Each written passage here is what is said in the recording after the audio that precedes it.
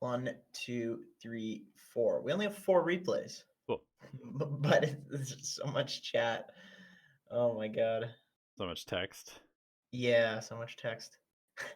Funny enough, Shadow Trader is actually not the one that had the biggest essay today. It was it Arboreal Phoenix. No, it wasn't Arboreal Phoenix either. We actually have a new patron, Pegasus. He wrote a lot, but he formatted his very, very nicely. Actually, I do appreciate that. Good stuff. I do kind of like the long ones just because there's a lot to digest. I feel like it gives us specific stuff to talk about, which yeah, is what we want. That, and then also I feel like we've done so many replay reviews that if we are just generally looking for something to point out, it's like always the same thing. I guess that's actually just exactly what you're saying. Basically, we get to be specific, which is very fun. Yeah. Got the notification, so I'm the first one here. No, dude, your spaghetti BR long to me is first, man. He beat you to it. You're wrecked, scrub. Look how big my muscles look in this weed shirt. Oh, I gotta wear this more often. I wear my weed shirt. Yeah, whatever. Oh, excuse me. I'll be right back. Whatever you say, dude. I'm gonna go grab a Diet Dr. Pepper. Yeah, whatever you say, dude. Get out of here. Get out of here. What's up? What up? What up? What up to all our people watching? What up?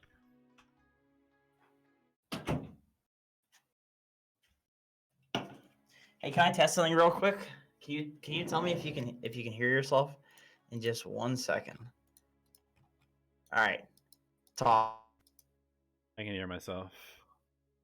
That's Hello? a fucking lie. What? What are you talking about? I can hear myself. I actually can hear myself. Oh, you can? Yeah. No. Oh, I don't want to put my little earbuds on. They're so annoying. Well, maybe you should get some better headphones. Yeah, I definitely should get a headset. My headset broke like 3 months ago, and I've yet to replace. Unfortunate for you, sir. Have you ever seen Badlands Chugs? That sounds very familiar, actually. He's a big African American fellow who raps and chugs the shit out of pop. Out of what do you guys call it? Soda? Soda, pop, whatever. Yeah, he chugs liters upon liters of pop. It's awesome. That's craziness. Is it illegal to drink on YouTube? Not sure. It's not legal to drink soda, which is what you're drinking, right? People chug like liquor all the time in videos. I'm sure it's fine. Yeah, like Shoe Nice. You want to be? Is that what you aspire to be? You want to be the next Shoe Nice? I would legitimately enjoy that. I'm not even joking. I think chugging and gluttony is really funny, and I don't know. I'm not ashamed to admit it.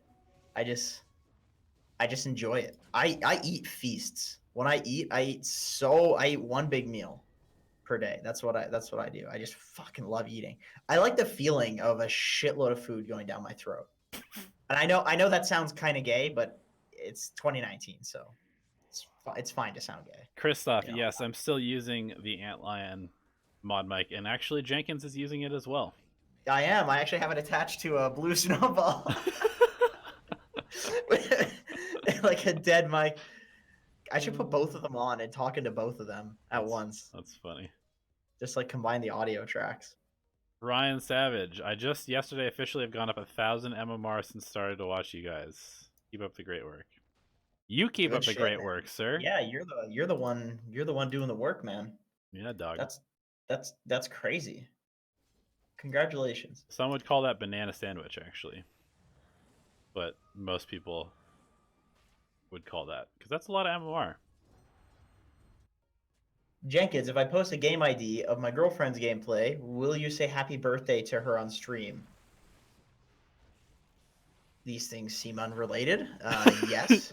Yeah, I guess my answer is yes, but I don't know what the replay has to do with the. Okay, she likes your Dota videos. Cool. When was the last replay review? Maybe Last week. Oh, you're right. So the second. Let's see. Okay, so we do actually have a little bit more than what I anticipated. It's like two more. Okay. Well, we'll get into the first one. We can chat and have a good time while we're reviewing these because we don't have too many. Sounds good. I'm trying to figure out who to bet on in the Geek Fam versus or the NIP versus Team Spirit match tomorrow. Are you really betting? Yeah. What's? Well, wait. Don't say what site you're betting on because we bet on whatever betting site sponsors us. Yeah. That's what we bet on. The thing is, I'm trying to go super ham on this analysis stuff because I really enjoy analyzing pro teams, and I 1 for 1 so far. Had a good bet today. And you 1 for 1 is good. Are you up money or are you down money? I'm up money. Okay. So are you betting? Oh my God! It submitted the message as a TXT file. Text file. Because it was too long. That's funny. All right, let me just say, whoever at Discord thought that was going to be a good idea needs to be fired. That's fucked up. That's not a good idea. That's so funny. That's one of those, like, in theory, interesting videos, but in practice, just the dumbest shit. We are very well acquainted with this in Dota 2, so we know how it is. That is so funny. Oh my God, it did it again. It just submits it as a TXT file now. So I have to delete it. It doesn't warn you or anything. Dude. So I just need to like know if the message is too long. I'm sorry, this is crazy. That's a crazy idea. Multi-million-dollar company, by the way. I feel like every time, all right, I'm not going to talk too much shit because maybe Discord's looking to sponsor a YouTube channel, but let's just say every time a company goes from being like a startup to huge, shit always hits the fan and gets so much worse. Yep. Am I wrong about that? Skype, man. Skype is so slow. Skype is honestly one of the worst programs I've ever used at this point. It used to be so good when it first came out, and now it's just like, what are you guys doing? Yeah. I don't know. All right. You can get around it by dropping a photo in your chat area, then you paste your text and delete the picture before posting. Oh my God, does that really work? That's hilarious. That sounds like something that would work hilariously. That's hysterical, yeah. I put all of them in the chat, by the way. Sounds good. So we got Medieval first. He was, can you share your screen there, big boy? Yeah. Don't you guys think that El Wano is a genius? I actually do think that El Wano is kind of a genius. I do. I don't think he's good at Dota, but I think he's really good at Dota videos. I'm insanely jealous of how much of a genius he is, actually. When it comes to marketing, yeah. I wish I had half of his IQ. I would also be a genius. That would be nice. Yeah. All right. Here we are. We're Viper. That's a weird set. You look like leaves, which is cool. Is it cool? I think that all the Viper cosmetics are beyond trash tier. I think he might actually have the worst cosmetics in the entire game. Well, if you like being a bush, this is the hero for you. If you like bush, Viper's the hero for you. Yeah, he's full of bush. Okay, so you start with your Q. You have 3 mangoes. Question for you. Regen. Sure. How do you feel about Viper 4 versus Viper 5? I think Viper's honestly good in any role. I do think that if you have a Viper 4, a lot of the time you lack like some initiation. Agreed. Which in this game you have an Invoker, which is okay. If he goes Quas Wex, I'm gonna take a wild guess and second pick. Okay. Second pick. Okay, yeah, that's fine. I'm gonna take a wild guess and say Invoker's just going Quas Exort because that's what idiots do. Hey! Oh yeah, he is. There it is. Okay, so yeah, you guys totally completely lack initiation. Who won this? They did actually, so it's the winning Okay. replay. Okay, winning replays. Well, you know what we do to winning replays? I'm Viper support, playing duel with Underlord. We won, but I don't feel like I did a great job supporting. There were times I didn't exactly know what to do on the map to be most effective. Well, it's hard. It's hard these days. Um, Yeah, Dota's kind of random, I but would. whatever.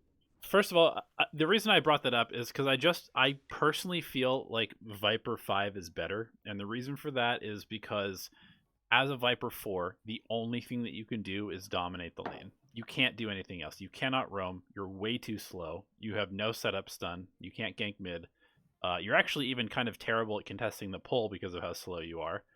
And I think that the 4 role needs to be more versatile in what they do. Whereas the 5, if you have a lane dominator as the 5, chances are you nullify the enemy's strongest lane, and you can just sit there. You actually can just sit there, which is kind of what Viper does. That's why Undying is good. Undying is terrible at rotating. That's why Ogre is good. Ogre is okay at rotating, but he's pretty terrible at it. If you look at like the historic lane dominators, they just want to sit in the lane and be there, and that's kind of what you do in the 5 role. But in the 4 role, you need to be able to do other stuff. That's just my 2 cents as somebody who plays both of the roles a lot. 4 role tends to be more active, and I think that Viper is kind of wasted as a 4, or more so, the position 4 is kind of wasted picking a Viper. Like, you could just as easily be a Lina, you could just as easily be a Lion, you could just as easily be a Wyvern. You could be anything besides a Viper and have the exact same impact in this lane because you're with an offlaner, because chances are you're probably going to be able to pressure the safe lane no matter what 2 heroes you put there. Yeah, I mean, I agree, but I do think that Dota these days is a little bit less demanding when it comes to like the different roles. Like a 4 doesn't need. It's more so that I would say that your team needs to have these elements to them. Like I am concerned about your team's ability to like jump people and to actually keep people disabled. Sometimes it doesn't matter because maybe this enemy team really sucks. I didn't see what bracket this was in, but sometimes the enemy team sucks and they just commit into you all the time and they don't split push and they don't try to run away from you in team fights, and then you don't need the disable, you don't need the initiation. Right. But I would say if this is a high rated game, It's not. then good players are going to definitely punish you guys for having very little disable and initiation. Like there's very little way for you guys to like jump somebody on the map. Yeah. Like Ricky if he snowballs, I guess, but that's really dangerous to have a carry Ricky running around trying to snipe people. You know, there's no like Sand King, there's no like, I guess Doom's not even that good. Like there's no Centaur, there's no Earth Spirit, there's no like Lion with a blink jumping around. There's never going to be any of that in this game. It's basically just the Invoker. You have 0 playmaking essentially. Yeah. But with that being said, you second picked.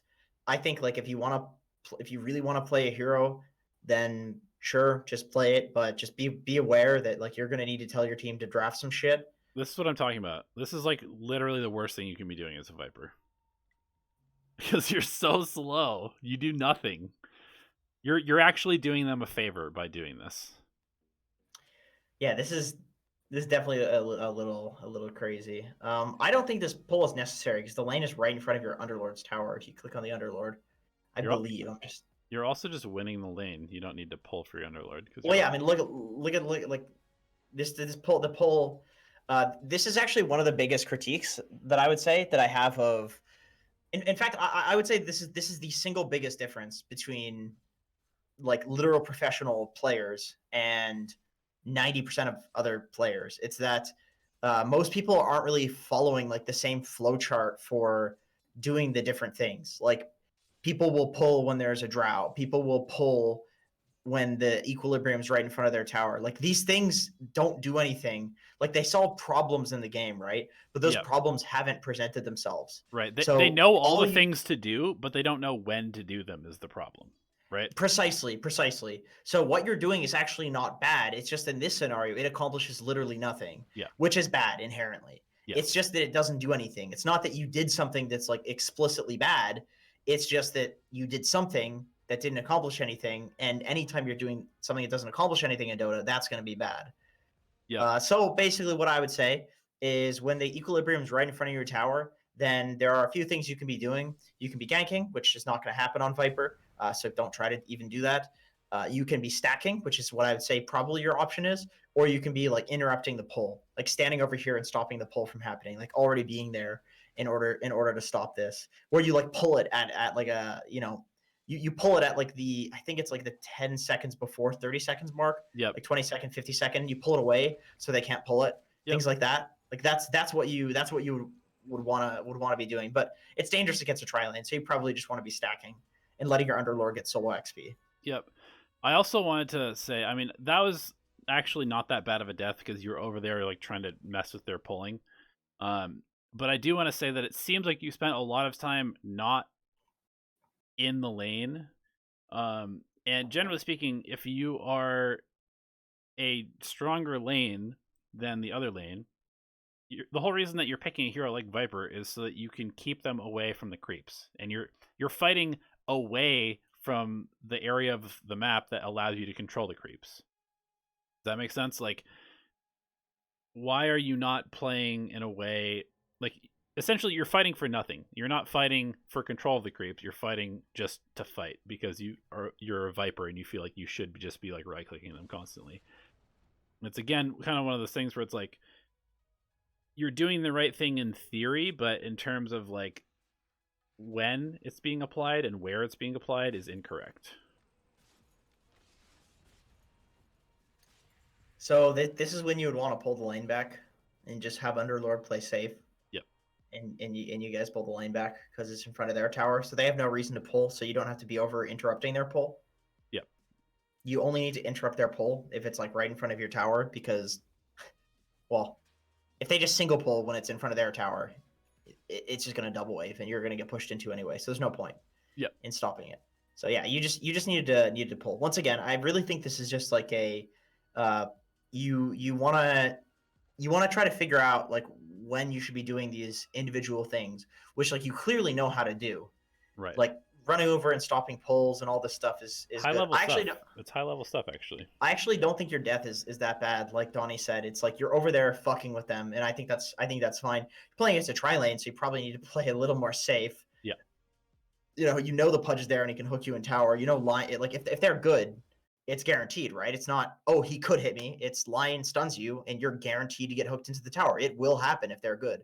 So you need to play with vision instead of like pulling against a tri lane, or instead of interrupting the pull against a tri lane, you probably just try to pull the camp back while they're pulling. Yeah. Because I think it's pretty unrealistic to think that you can contest like two heroes and that carry that can run over. Really dangerous.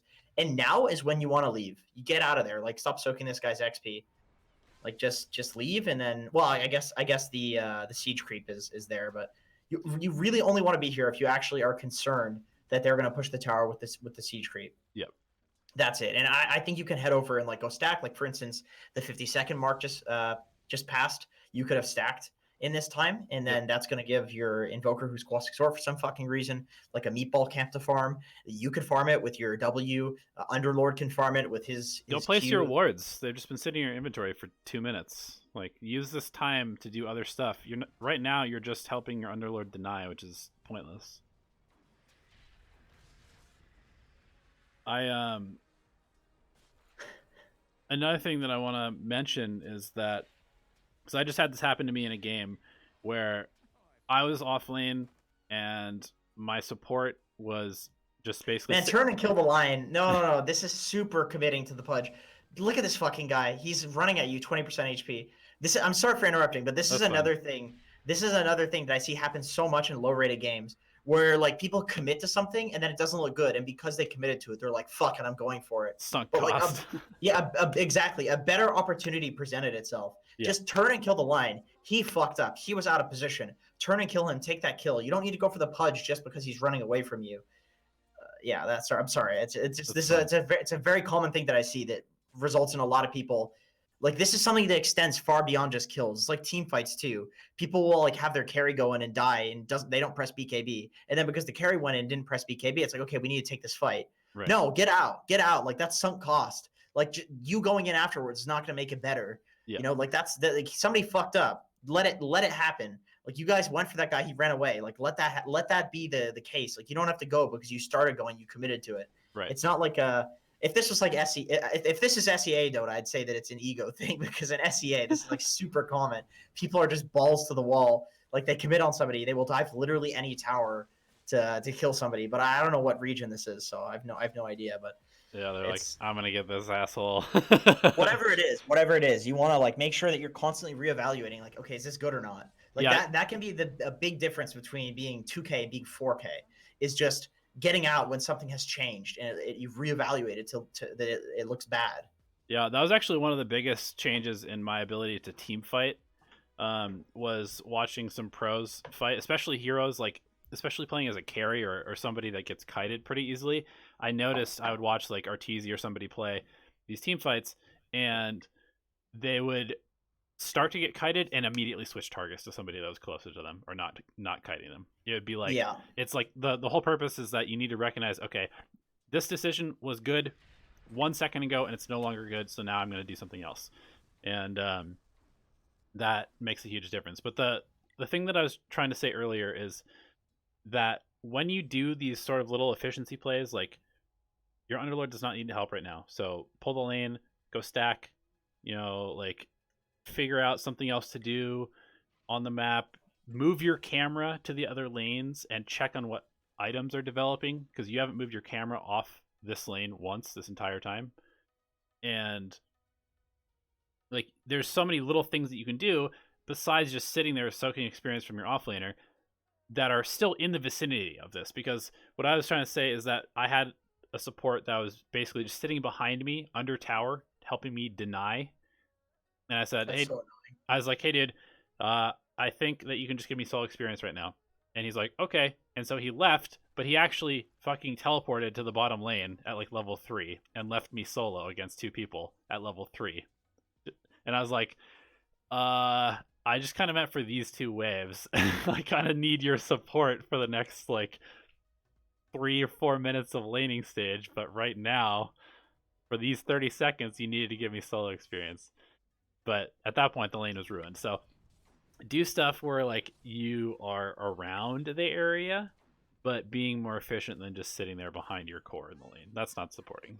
Yeah, I agree. Like I think supporting is very in and out. You're very quickly moving between areas, like to the pull, to stop their pull, to stack, just standing out of XP range Yep. while you're not entirely sure what's about to happen. Okay, somebody TP'd in. Okay, now I need to head back and help my core. Okay, nobody TP'd in. That guy is actually bot. I'm gonna go stack. Like just positioning your body in ways that you can make these choices is really important. I do have a story though from it's like an extension of what you were saying, except to the degree that I was actually very glad that this guy did this. But I was playing Timbersaw, and this guy was Dark Willow, and he got first blooded. But it was like one of those first bloods where he made the supports chase him around for like 2 minutes. So I was just sitting solo against a carry in lane, and it was like a carry anti-mage, right? So he doesn't do anything to Timbersaw other than drain my mana. And I got level 3, and then he TP'd into the lane, and I literally told the Dark Willow, I was like, man, you already did your job. Like you got me level 3 by distracting the supports. Leave, literally leave, and do not come back. And I ended up going like 12-1 in the game because I was a level 3 Timbersaw for completely free in a game where they have 0 heroes that could kill a Timbersaw. And it was actually because the support left, and the support gave me complete solo XP and somehow found a way. I don't know if it was intentional because we had a Timbersaw, or if it was just these supports are chasing me, I'm going to waste their time. But what that guy did completely owned the game for me, and it literally did not involve him being in the lane at Yep. all. It Yep. was literally giving me solo XP, and then eventually I'm pushing so far up. I'm literally at the tier 3 in their base that my Dark Willow can go farm the easy camp. My Dark Willow can take all the bounty runes. My Dark Willow can go take the mid lane while my mid laner farms the jungle near me. Like it gave the Dark Willow eventual space, and then he ended up being like god mode in the game too, Right. because he gave me level 3 by essentially dying. Like supporting doesn't have to be sitting in the lane helping denying. That is like almost never the correct thing to do. Like levels are so important. The XP is gold is so meaningless in Dota, especially right now with how the neutral items work. Yep. It's all about getting levels. If this Underlord can get like level 7 when Luna's level 5, it's GG. There's no fucking way anybody can go lane against this guy. He just presses Underlord ult, kills one person, then runs away. Yep. All right. Anyway, Let's go on to the next replay. yeah, let's Let's continue. Shout out from Down Under. How's it going, man? It's sad hearing what's happening with the fires, but I realize Australia is a huge country and you're probably nowhere near those, but still, that's really unfortunate. Just like that plane that was shot down with all the Canadians in it. There's all these tragedies happening in these countries, man. What's going on in the world? How can 2020 give us so much so far? What's the rest of the year going to be like? All right, so the next replay is from Tarnow. Okay, don't get political. He is the person that asked if we could shout out his girlfriend's birthday. So happy birthday to Tarnow's girlfriend. It's Elle. She's playing Jakiro. Oh, okay. Your professor was on that plane crash. Oh no. Oh, I'm so sorry to hear that. That's fucked. That's insane. That's so sad. Uh-oh. Looks like the replay is not loading because it's from over a week ago. Unfortunate. It's a continent too. Isn't the continent Oceania? No, the continent is Australia. Are you sure? Yep. So, sorry, Elle and Tarnow, we can't actually look at this because it is out of date. But happy birthday regardless. Jenkins, say happy birthday, you fool. Happy birthday, Elle. Holy shit, you're right. Australia is a continent. Wow. What's in Australia, the continent? That's weird that it's a continent and a country. What is it? It's Australia,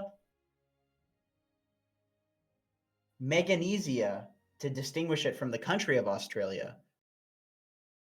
So it includes Tasmania, New Guinea, Papua New Guinea, Indonesia, and Western New Guinea. Jenkins, can you shut up and answer that kid Masnan in chat, please? Sure. That kid Masnan. Go to Discord. Hit up the post replays here. What's it called? Chat channel, text channel, and yeah, submit it there, and we'll get to you. Also, make sure that you are in the correct tier, because if you're not one of the replay review tier patrons, then you won't have access to that channel.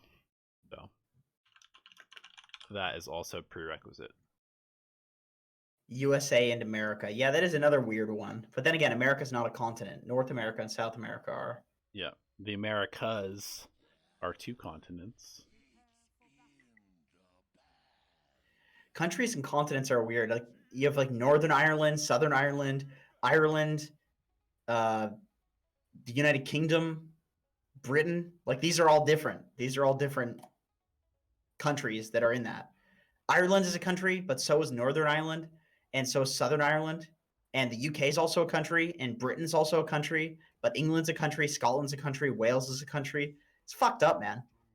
Yeah, I mean, as an American, I just refer to all of that whole English Isle, all of those countries, as just my estranged father, and that's all I refer to them as. I don't try to differentiate. Southern Ireland isn't a country?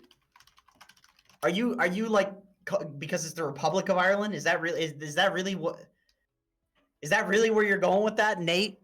It's the fucking Republic of Ireland. Oh, come on. It's South Ireland. Okay. Anyway, Jenkins, let's get into this. Okay. So my fucking overall thing keeps popping up. I need to close this bitch. Using hacks. So you call Northern Ireland, and then you call Southern Ireland, Ireland? That's stupid. That's so stupid. Why are British people doing this? That's fucked up. That's crazy. Dude, all imagine right. like Dakota. Position for Treant, 2.5 MMR. Okay. Just signed up and happy to finally be contributing to the cause. Thank you for your support. I've been having difficulty staying above 2.6k. We won this game, but I fed and played pretty sloppy with position 4 Treant. I try to focus on sniping couriers. Don't do that. And bullying the enemies with this sustain and high damage. Do that. I start with Blightstone instead of Oov. Don't do that. What do you think of starting with a buckler headdress instead? Just start with a oov. I think just start with an oov. I think just start with an oov. You don't need to be so concerned about the efficiency of 200 gold in the grand scheme of a game. Just start with an oov, eventually sell it. It's not a big deal. It helps you actually finish kills on Treant.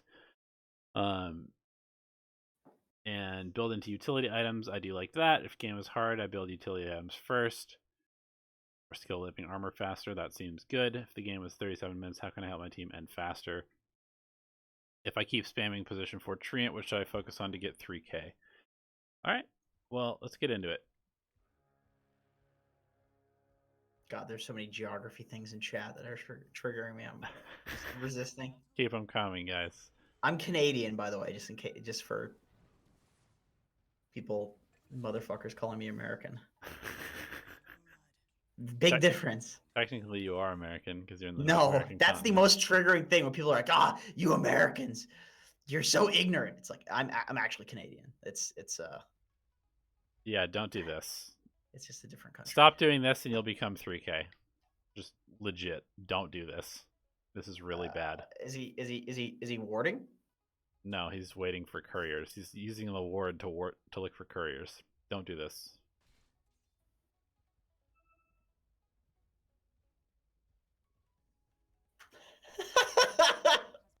You've gotten 0 experience, and you're allowing your Slardar to be zoned against a lane that you should absolutely be just completely dominating. Yeah, I don't actually mind this on 4 Treant just because like it's hard to hit them in the tower. But now you want to go pull. Like as soon as the minute happens, you have to pull. You can't be standing on the right side of the lane. That's the big problem in my opinion here. I don't even care that you snipe the courier. I think that's like whatever. The lane can't go on for 2 minutes and have you not. You need to pull just immediately and beat the shit out of this Wyvern. Like use your spells. Dude, you have hit the drow. You have 100 damage and a Blightstone, and you've right-clicked nobody once. 0 right-clicks the entire laning stage so far. Yeah. This is not correct. This is not how you play this hero. I will tell you how to play this hero in the first 2 minutes of this game, and you will win the game. I will tell you exactly what I do, and I have like a 75% win rate on Treant or something ridiculous like that over 100+ games. Yeah, shit tier bracket. Yeah, whatever, Jenkins. Sorry, continue. They're all shit tier brackets at this point. Okay, so here's what you do. First of all, you have an oov. Second of all, you walk over here, and you don't immediately punch the drow when you see her, because guess what? You hide in the trees and you wait for drow. You don't just AFK here. You stay in the trees and you wait for somebody to come in for this rune. She walks up, she goes into the trees, you're hiding over here, or you're hiding over here, and then at the 1 or 2 second mark, you come out and you use your Nature's Grasp in a line for that is their escape path to get the rune and get out, and you put it there, and then you force them to stand in your Nature's Grasp to get the rune, and if they do, which they probably will because they're dumb, then you just punch them like 8 times, and they use all of their regen before they even start the lane, and now you've won the lane. After you literally can't. People in high rated games literally don't even contest runes against a tree. Yeah, you can't. Nobody goes to the side lane rune because he just takes every piece of your regen at the start. Yeah. Okay, so once you've done that, and you've already won the lane once, now you need to block this wave. Because, again, your hero is all about punching people in the face. So if they're going to start the lane right in front of their tower, you can stop that from happening by blocking this wave. So you should be blocking this down all the way down to about here. And then you should swoop around here, like you're doing right now. And because the lane is probably stopped about right here, then you walk in to this area of the trees, and as soon as Drow goes up to get a last hit, you Nature's Grasp across her escape path, so she has to walk into the slow to go back under her tower, and then you punch her 5 or 6 times again as she tries to do that. And you just do that 2 or 3 times, and suddenly your Slardar has like a level or 2 advantage, the Drow has no regen, and the game is over. You pull constantly. And you pull constantly to get the lane back. The blocking is just like the trade-off that the camps don't spawn for a minute. Exactly. Like that's your way of getting the lane back. But after the camp spawn, use the camps to get the lane back. Yep. You cannot play Treant Protector let alone any melee hero, let alone any lane against Drow who just sits and right clicks creeps under tower without having the lane be pulled back. That's your way to be aggressive. Yep. Is to pull the lane. That's about it. Yep. So this would be pulled. This would force the Drow to play up here. Again, you wait for her to go up, then you just Nature's Grasp across where she's trying to escape to, and then she either has to walk through a slow and take damage, or she has to walk like the long way around into your Slardar to get out. And both of those are terrible options for a Drow. And I would probably not use this ward here. I would just put it like right here so you could see if the Wyvern ever does come pull, and if she does, then you walk over and you beat the shit out of Wyvern because she's slow as well. What is the dire offlane pull time? For me, I pull based off of like where the creeps are. Yeah. And on both sides, if the creeps are like directly in front of the tower, Yep. It works. That's how I do it. I never really learned the pull time, so I'm sorry for not having an answer for that. But Agreed. It's very easy to do it based off of like the positioning, because then no matter which way you're pulling it, you can kind of get an idea of like you just use the same distance no matter where you are. It's like, okay, the creeps are here, and then I need to pull to here because they walk this distance in that amount of time. So basically, yeah, if the creeps are like right in front of the tower. On the Radiant side, though, it's like a little they leash earlier, so you maybe need to be like a bit quicker. And on the Radiant side, you definitely need to get hit by the creep. Yep. Like you should be doing that in general, but you can't be greedy with it where you like walk into the creep wave. You need to walk close to the creep wave and then let the neutral creep hit you. So that way it aggroes the entire creep wave. This guy should be dead. He should never be able to leave his tower this far against the Slardar Treant. Oh yeah, I agree. I actually feel like this Drow should probably either rage quit or go jungle at like level 2.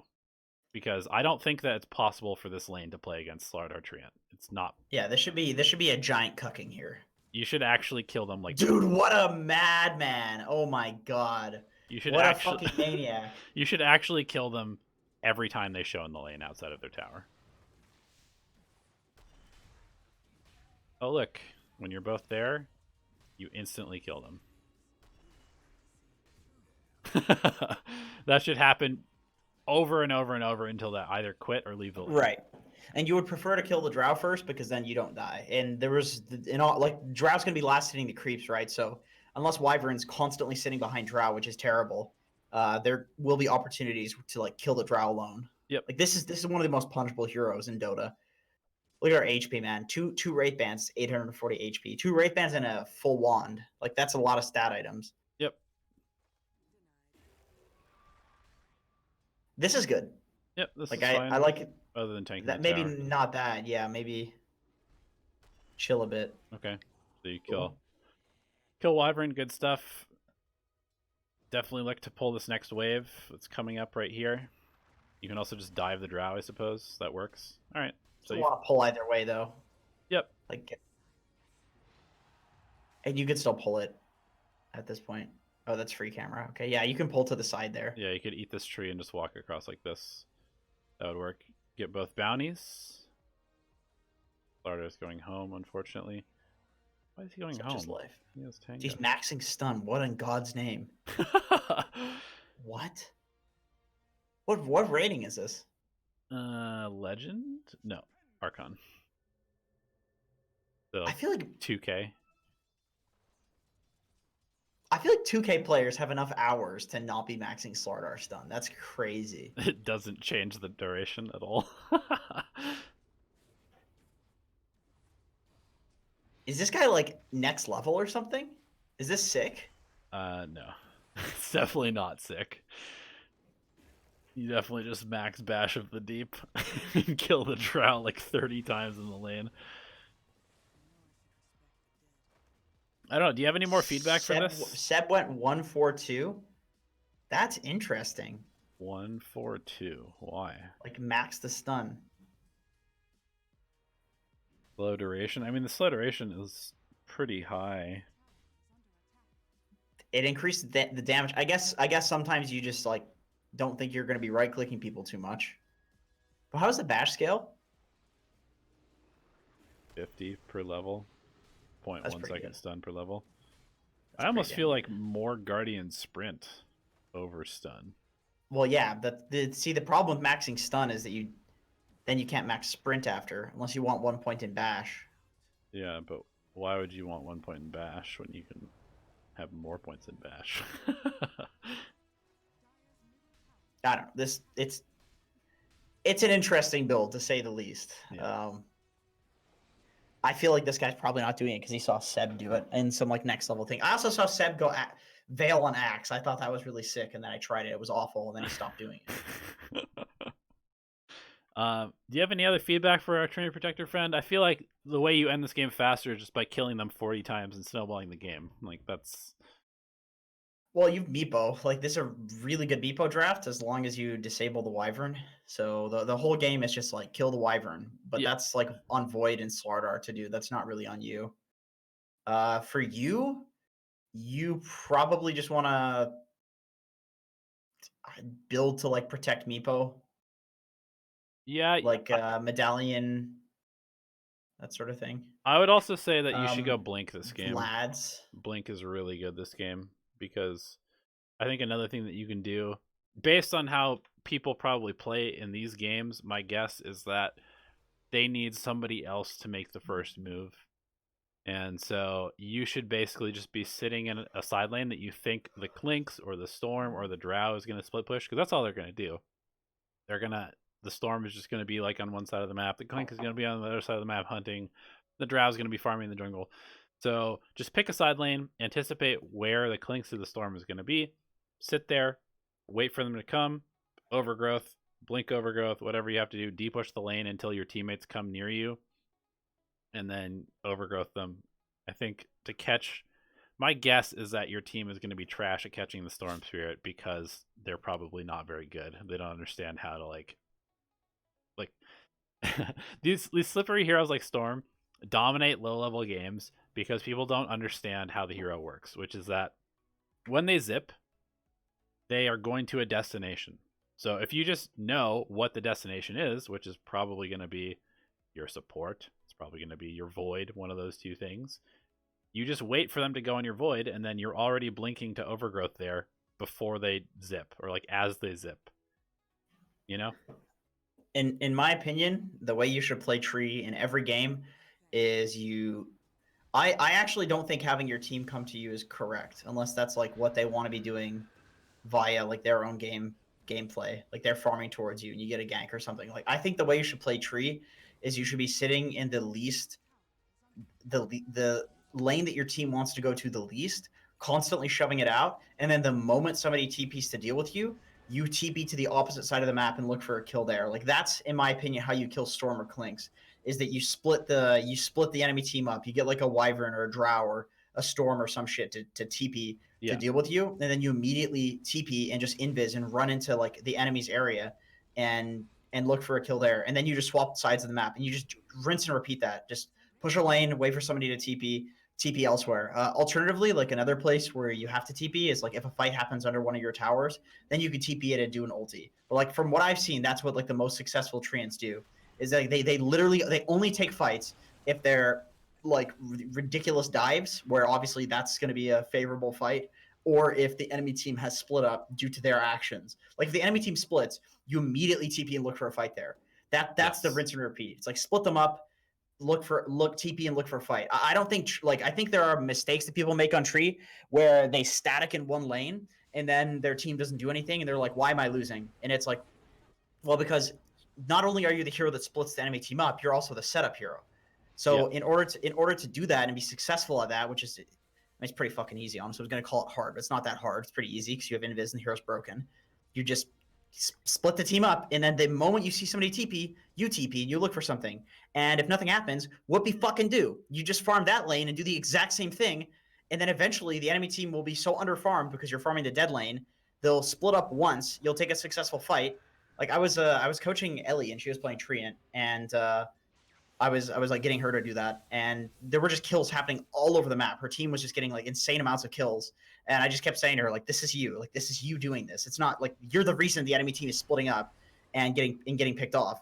People always like play games and they wonder like, why the hell can't I kill the enemy team? Because nobody is doing anything to actually get them to split up. Nobody's doing anything to make the map bad for the enemy team. The map is constantly good for the enemy team, and Tree's job is to make the map bad for the enemy team, and it's so easy to do it on this hero because is invis and tree walks and is impossible to hunt because he's insanely fast and can just press ult on you. Like, he's such a disgusting hero, actually.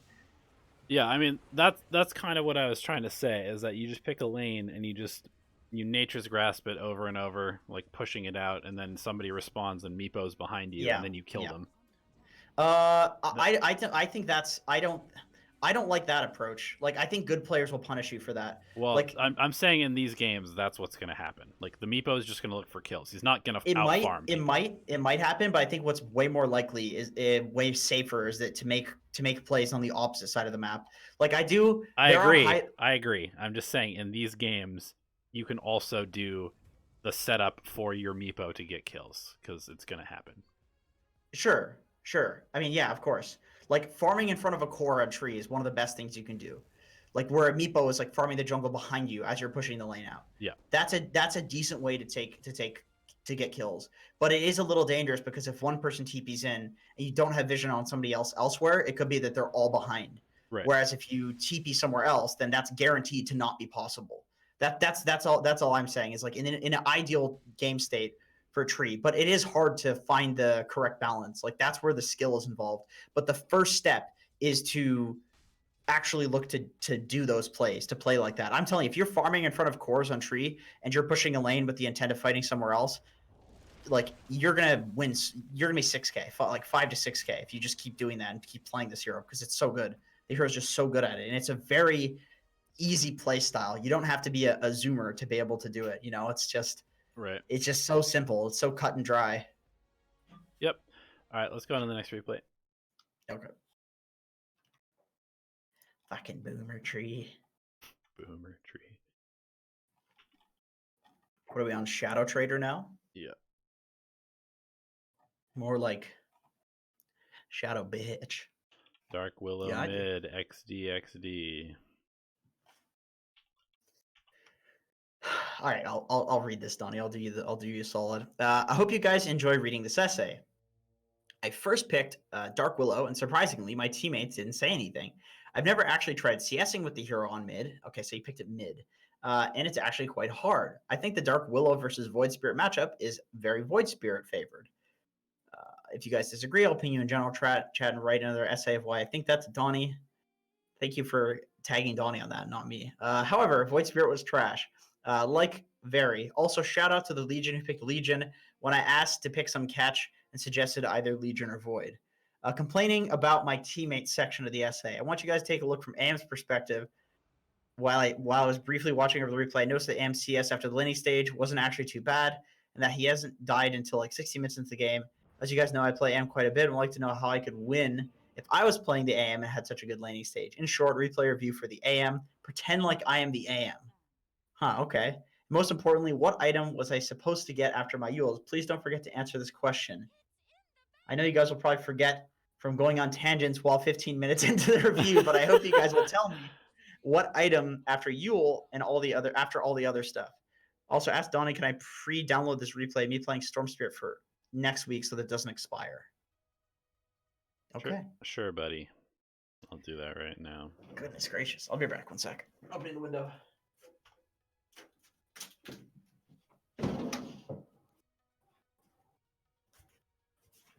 Also, 1 sec. Thanks to Christoph. Thanks for thanking us. Thanks for being a patron. Appreciate it. Thanks for being so active in chat while getting you're a good sport. Not many of those in Dota. We got some good patrons, I'll tell you. We do. They're very, very what's it called when you like know yourself? Self-aware. Self-aware. Very self-aware, self-criticizing people. They're okay to take criticism. It's a good group of lads. Agreed. Hey Galileo, hello. Sorry, I actually have like the worst headache right now, so I'm a little bit grumpy. I'll be a little bit more harsh than I should be. Guys, watch out. Donnie's gonna be harsh. Shocker. This guy's the Hitler of replay review. God damn, I can't say that with World War III starting now. What? You fucking pussies want to get better or what? Oh my god, man. Relax. Relax. I need to pay rent. Please support us on Patreon. So I'm confused. Are we actually just doing a replay review of the Anti-Mage? Okay, let me That's go kinda back and that's read kind of his what it goddamn sounds like. resume. He wants a question about the Yules answered, but then he just wants us to like look at the Anti-Mage, I guess. Yeah. Okay, so if we look Yeah, it looks like he wants to watch AM's perspective. Okay, so he gets the Yules at 13 minutes in. I feel like the next item you always go is a Blink Dagger on this hero. Blink, yeah. Blink, Sheep. Mm-hmm. Sheep, like, you're against Void, you're against Anti-Mage, Slardar, Windranger. Like, all of these heroes are really hard to catch. Yeah, I think it's definitely Yules, Blink, Sheep. Shadowblade, like, honestly, like, into Yeah. Silver Edge to break the... Maybe even Orchid, maybe something like that. I don't know. Yeah. I don't feel like the Ags is it's that great. Also, who's your carry? Like, you guys completely, like, this is a terrible draft. I'm shocked that you won. Yeah. This is legitimately shocking. Yeah, your draft is awful. Who's the fucking carry, man? I feel like you just don't need your Ags until you get your like 200 attack speed talent. Like it just doesn't do enough damage. For that's like a fourth item. Yeah, honestly. If you're playing some like epic skill hero mid, I would say that you probably want to just build items that let you like outskill people, which is like Orchid, Boots of Travels, Yules, Blink, stuff like that. Yeah, agreed. Okay, so let's do an Anti-Mage replay review, I suppose. Did he give us a time for when the Anti-Mage had good CS? 16 minutes? He noticed that his laning wasn't bad and he didn't die until 16 minutes into the game. Okay, so let's hop forward. How do you win the game as Anti-Mage when you have a good laning stage? Oh, Radiant won. Okay, I see. So they did lose. No surprise there with the terrible draft. No, so Shadow Trader won. Oh wait, Radiant? Yeah, Radiant won with the terrible draft. Wait a minute. Radiant won with the terrible draft, shit. but right, Anti-Mage is Dire. Right, we're reviewing Shadow Trader's opponent, who's the Anti-Mage. Who's the loser? Correct. Interesting. All right, well. So, I think it's pretty actually good that he let the tower die. I think that's fine. This is pretty rough Anti-Mage game at the moment. They've got significant catch for him. 4K gold lead. This seems like really hard, and he doesn't have a Battle Fury yet, and the map is closing in. Yeah. The build is really greedy too, maxing the mana break. TPing, big mistake there. Don't know where anybody is. Everybody could be there. I think that's insanely greedy and super punishable. I would say he just needs to walk top. Yep. Like he's there anyway. Yeah, if you're a carry, this is just a rule of thumb. If you're a carry and you're super far behind, the other team is just going to be looking to kill you over and over because like they're like, haha, let's kill this carry a bunch. He sucks. So he's the only way back into the game. One of the easiest things you can do is just walk to a lane, show yourself there for like 5 to 10 seconds, and then TP to the other side of the map after hiding in trees. And everybody will go to the lane that you're in because they're like, let's go kill him. And then you're on the other side of the map. And you get to free farm for like 5 minutes that way. The Hector. That's the Hector. Yep. That's how you free farm.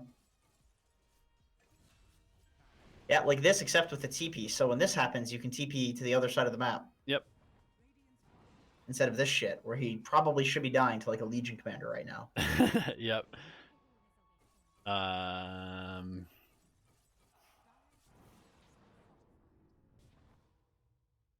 Yeah. Right.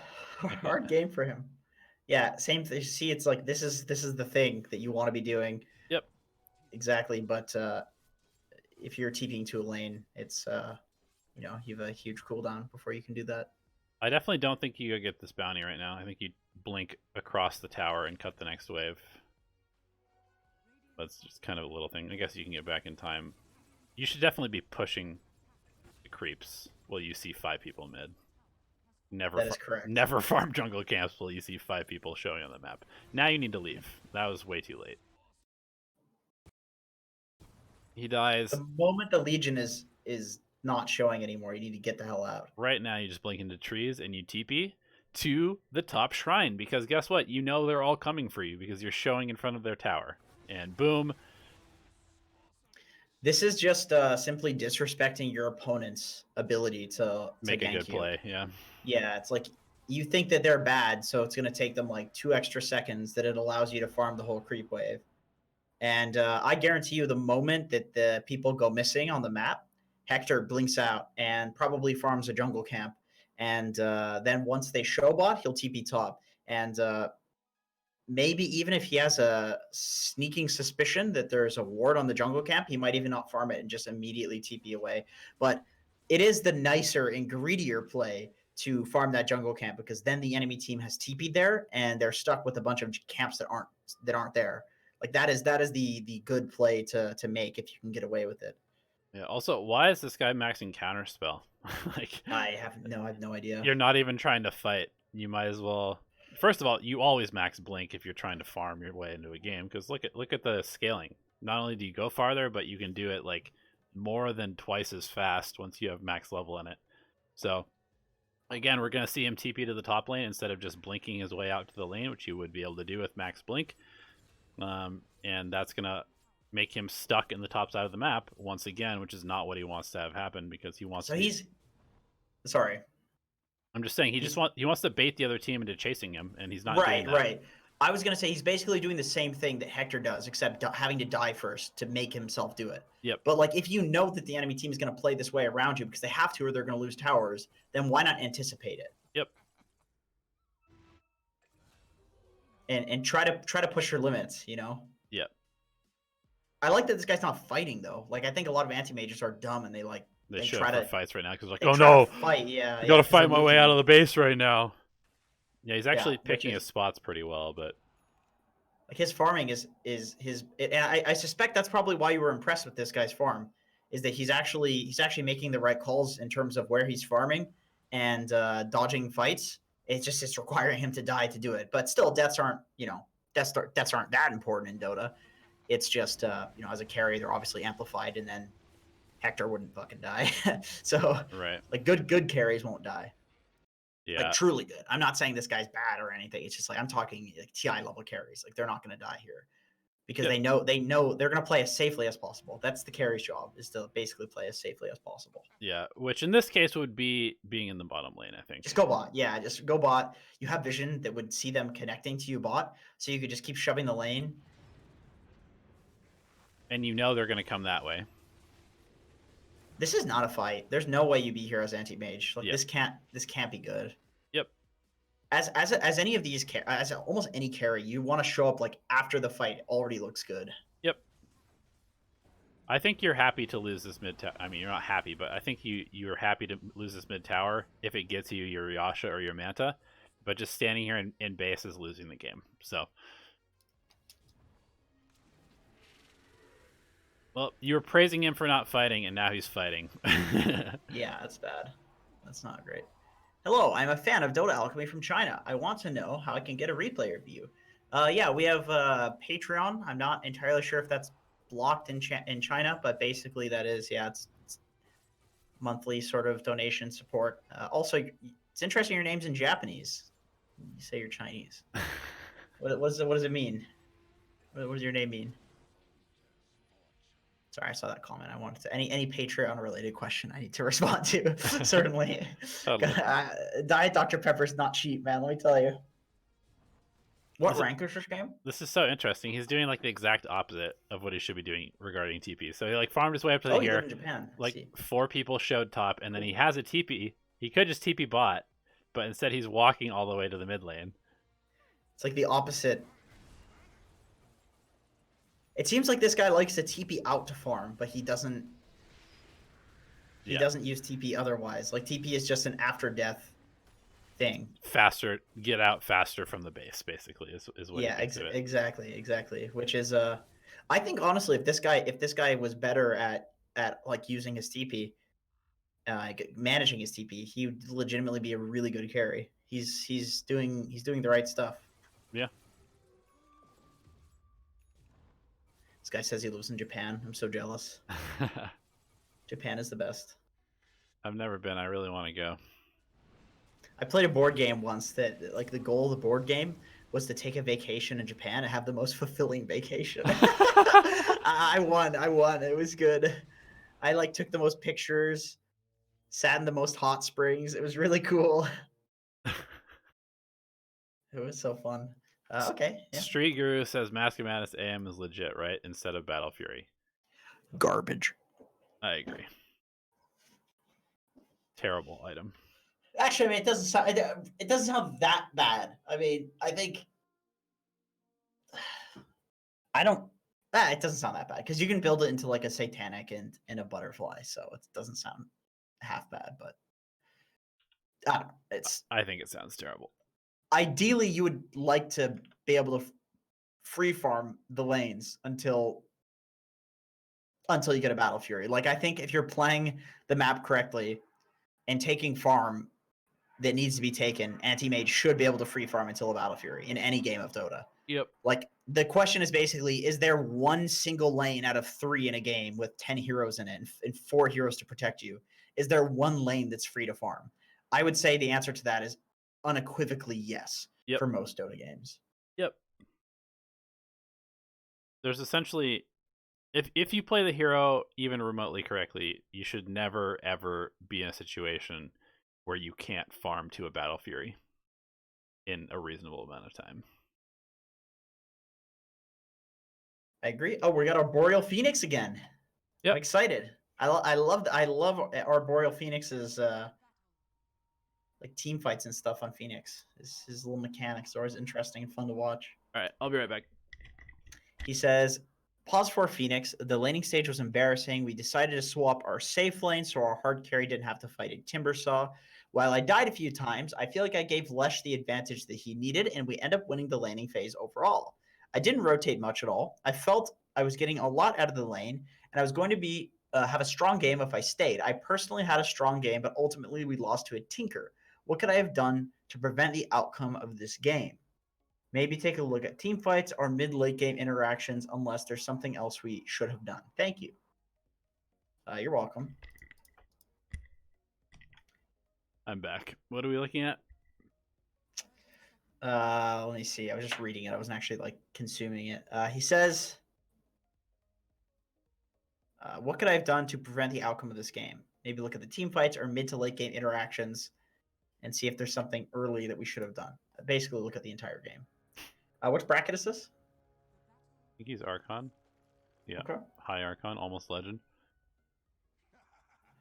I would be careful about skilling your W first because you might want to use the Q to get out of especially dodge against a Pudge. Yep. Yeah, especially against a Pudge or a Juggernaut. Like, you don't know exactly who's going to lean against you. Yep. Oh, you're dead. Basically. So the way that this Timbersaw hero works is that there's really not much of a point past level 3 in laning him. He's just going to own you, so you just want to play greedy, like pull as much as you can, stack, give your core solo XP. And I think when Leshrac gets 6, you can kill him. That's when Timber can die. I agree. Timber, you either contest at level 1 or you just don't contest until you're strong enough to kill him through his reactive armor. Right. And in this case, because you're a Phoenix with a Lesh, like, you guys just don't have any kill potential until you're much stronger.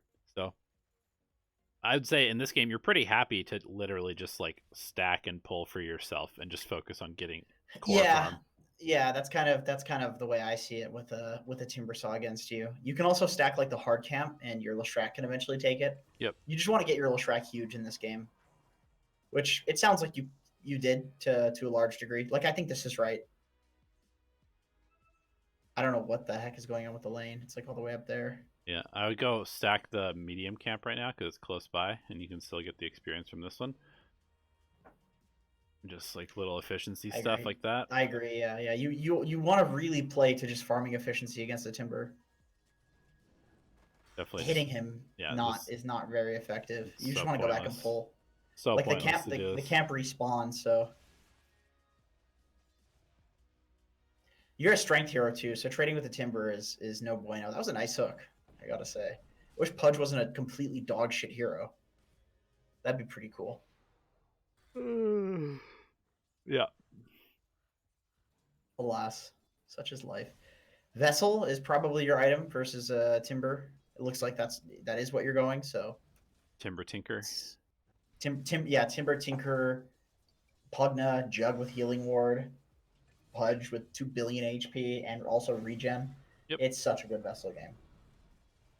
So you kill Timbersaw because Cool. you're a god at Phoenix, basically. Yeah, it's just a fucking Phoenix god. No I surprise there. really like how delayed your boots are this game. I really, really like it. There's just no point in buying boots. It's 500 gold that you don't need to use for that when you could get early earn charges and stuff like that. You definitely should have some wards, however. I would stack. I would be stacking the camp right there if I were you. Yeah. Like you didn't want to pull, and I saw that you headed over to pull, and then you looked at the wave, and then you were like, I'm not going to pull because my guy is already farming under tower. If I pull, I'm going to kill him. That's correct. That's when pro players stack, because there's no point in you go harassing the timber there. He can't dive the Leshrac or anything anyway, right? Yep. So you're just kind of stealing XP from the Leshrac. And that's why you'd like to stack the camp, because then you can clear like 2 or 3 creep waves. And it's just GG if you clear like 2 or 3 creep waves using like a stacked easy camp. That is like how all the pros decide to stack, is like if they don't want to be standing under tower soaking XP, but they also don't want to pull because that would kill their core. Yep. So good call. I like that you recognized that it was a bad idea to pull, but the going over and stealing XP from your core to like quote unquote harass is not the play. Stacking is the play. So I think just incorporate that and you'll find a lot of safe lanes go pretty nicely. That's a pretty common safe laning trick. Yep. I think now, as soon as you hit 6, you should try and gank the Tinker with your SF. I would use this first Nova to gank the Tinker. Like, I don't think that fighting the Timbersaw makes any sense anymore. And Nova. Is it called Supernova? Yeah, Supernova. Oh, I'm so used to people calling it Egg. I thought it had some egg in the name, but it actually doesn't. I'm sorry. That is so irrelevant. Just continue. But yeah, I think that if I look at your lineup, the biggest problem is going to be this Tinker for your team. And yeah, so somebody's got to deal with them. It's really important that you start putting wards in their jungle to allow your SF to make plays, because your SF is he's going for Shadow Blade. But most SFs want to be moving around, farming jungle creeps, and trying to make plays to kill people. So stop focusing so much on the top lane now, and really just deep wards. And every time you have Supernova off cooldown, just like look to try and kill this Tinker with it, or the Jug potentially. Like you wanna start getting out of this lane and getting yourself into a more impactful place, because you're a super impactful hero when you have Supernova. So go either use it to take a tower with your Lesh, or go use it to find the Tinker in the trees and kill him. But don't just keep using it in the top lane to defend a tower that just doesn't really matter anymore, is what I would say.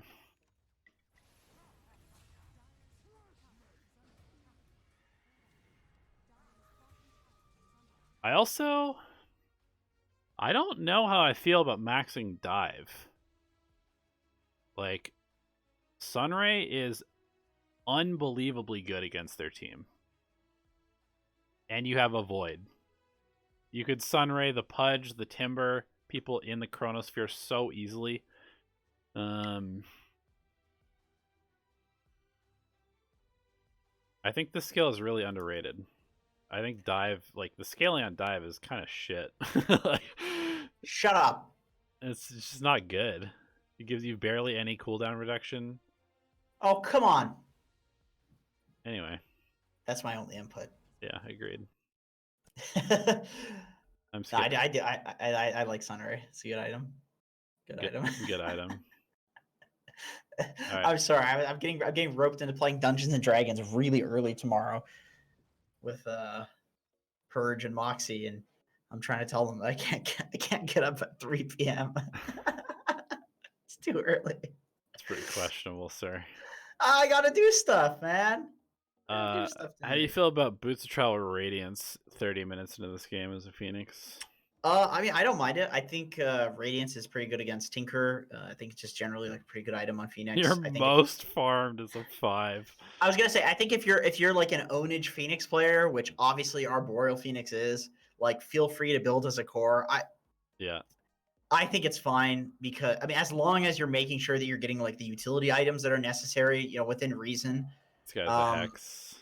like I think okay, let's say like I do think your team probably needs a pipe. I think probably pipe instead of you have 1,500 net worth and you could sell your tranquils and you could have a pipe plus these items.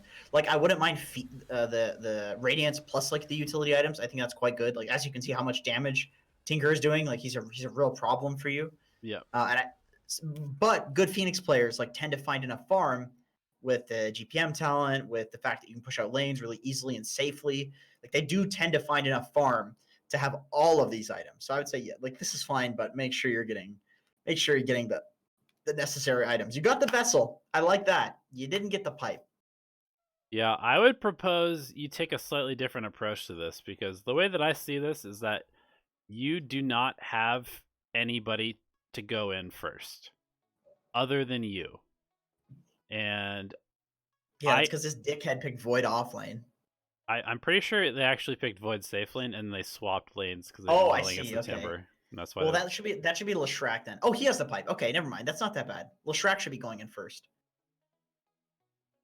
Well, yes, but I also think that you could potentially go for like tankiness and then just like let them all group around you and then just Nova them and let your Void Chrono on top of it. I think that's another way to play this. Like if your Leshrac is not doing his role correctly, which is to run in and bait them into being in a group, then you can also do that with Phoenix. Kind of like how Tide baits himself. He's like, "Hey, look at me, guys! I'm not building a Blink Dagger. I'm just running in. Don't go on me. I'm scared." And then they go on him, and then he Kraken shells and ravages and gets like a 5-man ravage because people are like, "Kill the Tide! He's in front. He doesn't have a way to escape." It's like, haha, my trap card has been activated. Know what I'm saying? Yeah, you know what I'm saying. Yeah, yep. It's just that Phoenix doesn't have Kraken shells. The only problem. Yeah. You do need a lot of items to. You could just buy Yules. You could buy a Lotus Orb. You could buy yourself a Aeon. Damn, Disc. this Timber mega sucks, man. This guy's shit. What's going on with this guy? Come on, Gwynblade. Are you trying to feed? Your team's winning. Stop griefing. Oof. Get him. Get him. I love the lane swap actually. Yeah, that's pretty high level. Void does very good against Jug. Yep. How the hell does Jug ever kill a Void? He don't. He don't. That's the answer. So you see how Tinker is a real problem for you. This is, I mean, I always tell people this in coaching. I don't even know what to say in this game more than you're just playing against like a cheesy hero and you didn't respond to the cheesy hero in the one way that you're supposed to respond to it. Yeah. And I say one way because every cheese hero is basically different the way you need to deal with it. You dealt with the Timber well by getting like the Vessel and doing the lane swap. That's good. But you did not deal with the Tinker and he's just cheesing you now. Yep. That's the problem. You need to hunt him in the jungle. You need to pressure him until your cores get BKBs and you can kill him. Like every fight, you need to kill him. I say this every time. Tinker players are massive narcissists. They just love getting all of the attention in the world. And for God's sakes, you have to give it to them. You have to go on them at every fight. You have to commit everything to try to find them. You have to put Tinker wards up. You have to stop them from jungling. If you don't do that, you just get Tinkered. And that's what's happening here. He's just destroying you guys. Look at the net worth. Yep. If Tinker didn't have 5K on your mid, they wouldn't be winning. Yep. If Tinker had the same net worth as your mid, you would be winning right now. Yep. But you're getting Tinker. That's the bottom line. You didn't stop the Tinker. Now he's tinkering you. Just gotta deal with the Tinker. Run into his jungle, ward it, hunt him, kill him. Try to give him at least a few deaths before he gets his boots of travel. Make it hard for him to farm. Get his tier 1s. Get a pipe up. Push on him early. Commit everything to killing him in fights. Put Tinker wards up. Yada, yada. Fuck this Pugna. I don't care about this Pugna. Don't chrono the Pugna, for fuck's sakes. Stop killing anybody except the fucking Tinker. Can't you see what's happening here? No, people can't. They just don't read the game. I'm sorry. It's not. I mean, it's not you. It's the Void, right? But like, look at this. Look at all these people running into the trees, killing a Pugna. Who fucking cares? Who cares? This is so irrelevant. Yeah. You're about to get destroyed. You're about to get obliterated. Yeah. Oh, there it is. Big boy's coming back. Daddy's home and he's fucking hungry for dinner. And there's no dinner made. And he's mad. Also, just buy, like, if your team is being this dumb, just buy a Hex. You've got Icarus dive cast range and just Orchid or something. just yeah, wait, I don't know. wait for your team to go in and just dive the Tinker, Hex him, Spirit Vessel him, and egg directly on top of his burning corpse. And like, Dude, this happens so much. You will win every fight if you do that. This is like literally how Tinker has a. This is a bad hero, but this is the reason why Tinker is good in the low-rated brackets. Yeah. Oh, look, you committed everything to everybody that wasn't the Tinker, and then he kills your entire team. Yeah, literally. Shocker. Literally. Big shock. Big shock. Yeah, don't go Refresher. Just go Hex and just wait for the Tinker to show up. Like, actually don't use your abilities. Sit in the trees. If your whole team is committing super far in front of you, let them commit. Just wait until the Tinker... Make your entire game about just hexing and egging on top of the Tinker every single fight, and you will win this game. I promise you. Like I said, you have to understand, these like Tinkers, these Zeuses, these snipers, they are narcissists. You have to give them all of your attention. You have to. And that's why these people pick these heroes. They're just attention seekers. You know? Yep. You don't give it... Look at the damage after the game. The Jug has 18 kills. I bet he didn't do like half the damage the Tinker did. Let's see. Yeah, Tinker did way more. Yeah. And that's a particularly good Jug game, let me tell you. Yeah. This guy was owning. He also did it with 0 items somehow. Yeah, this guy's a fucking god, man. It's Arteezy Smurf. It is. Just an Aegis. It's the only item he had the entire game. Yeah. Yeah. That Tinker, that's all I can say. Tinker.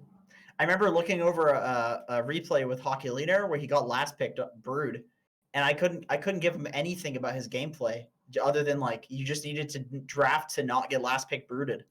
That's literally all I could tell him. It's like I would if this was my game, I wouldn't even look at it. Just be like, I just drafted like an idiot. Not that this game was a draft issue by any means, but definitely you need to cuck the Tinker or he cucks you. Yep. All right. Party says, I lost 800 MMR in the last week. I'm super frustrated, and this game lost me 136 MMR alone due to a never-ending losing streak. Somehow that must be a typo. Maybe 36? I don't know. I don't know how to win any game. I used to be opposed 5, but now I'm trying to play 4 because I feel like I need to switch things up. I played this game super PMA, did my team crying all the time. I really, really want to get a win. I rewatch my games, but after this MMR I lose. I can't do anything with Dota now. My game's going like this. I won't pick BH and ranked anytime soon. So essentially, you're on a losing streak and you don't know how to get out. I am an expert when it comes to losing, so I will. He says, no, check the picture. I actually lost 136 MMR in one game. Which picture? You posted it? I guess so. I don't see a picture, dog. It doesn't. I mean, I don't know. I don't know what to say about that. That sounds like it didn't actually happen. Regardless. So you pick 4 Zeus. All right, here's the deal, man. As somebody who has suffered from this over and over and over and over again in my Dota career, if I go on a losing streak and I start trying to switch up my role or switch up my hero pool, I continue to lose. If I take a break until I want to play the heroes that I'm good with, I end my losing streak. It's very binary. If you start trying to change other stuff, looking for other solutions other than the fact that you're just fucking bad right now, and you're making the same mistakes over and over and over, like, I don't know what to tell you. You are at fault if you've lost 800 MMR in the last week. It's not your teammates. 800 MMR is what?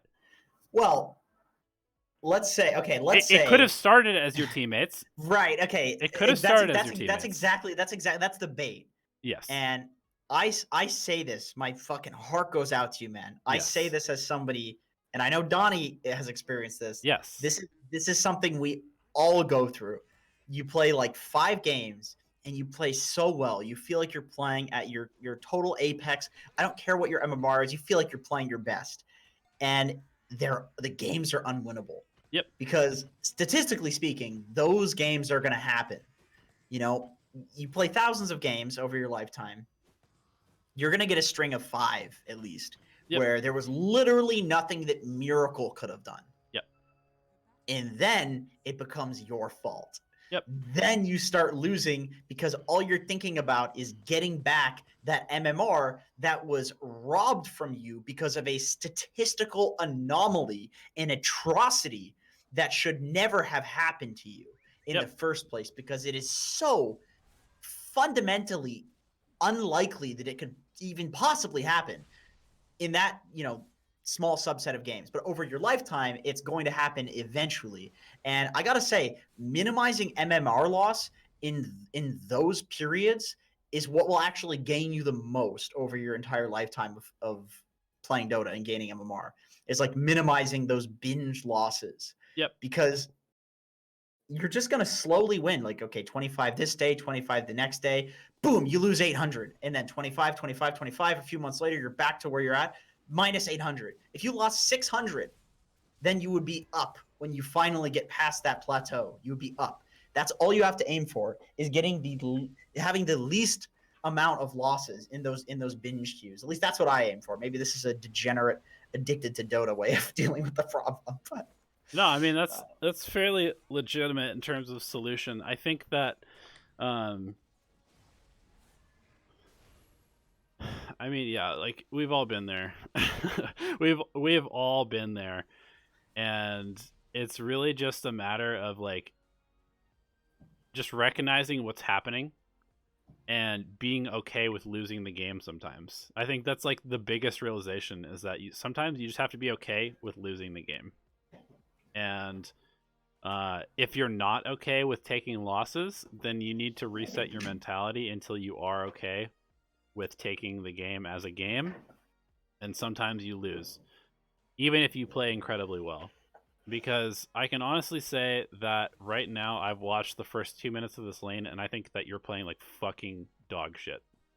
And that might sound really harsh, but I think that you're actually playing terribly. And if I was this offlaner, I would be really pissed that you're in my lane. I haven't been watching because I've been ranting. Yeah. Maybe we can speed through it. It looked like there was a lot of really low HP trading. There was a whole lot of low HP trading. With lace. Yep, and just a whole lot of just nothing happening, taking really bad trades.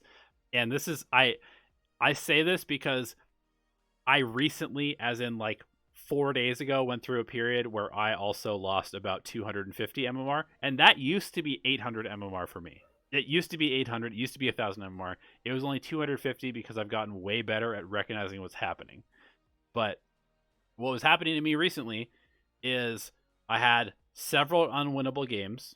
I was getting reported by my teammates because I was playing the game where I would not fight with them when they were taking unwinnable fights. My behavior score was going down. I was getting in worse and worse games.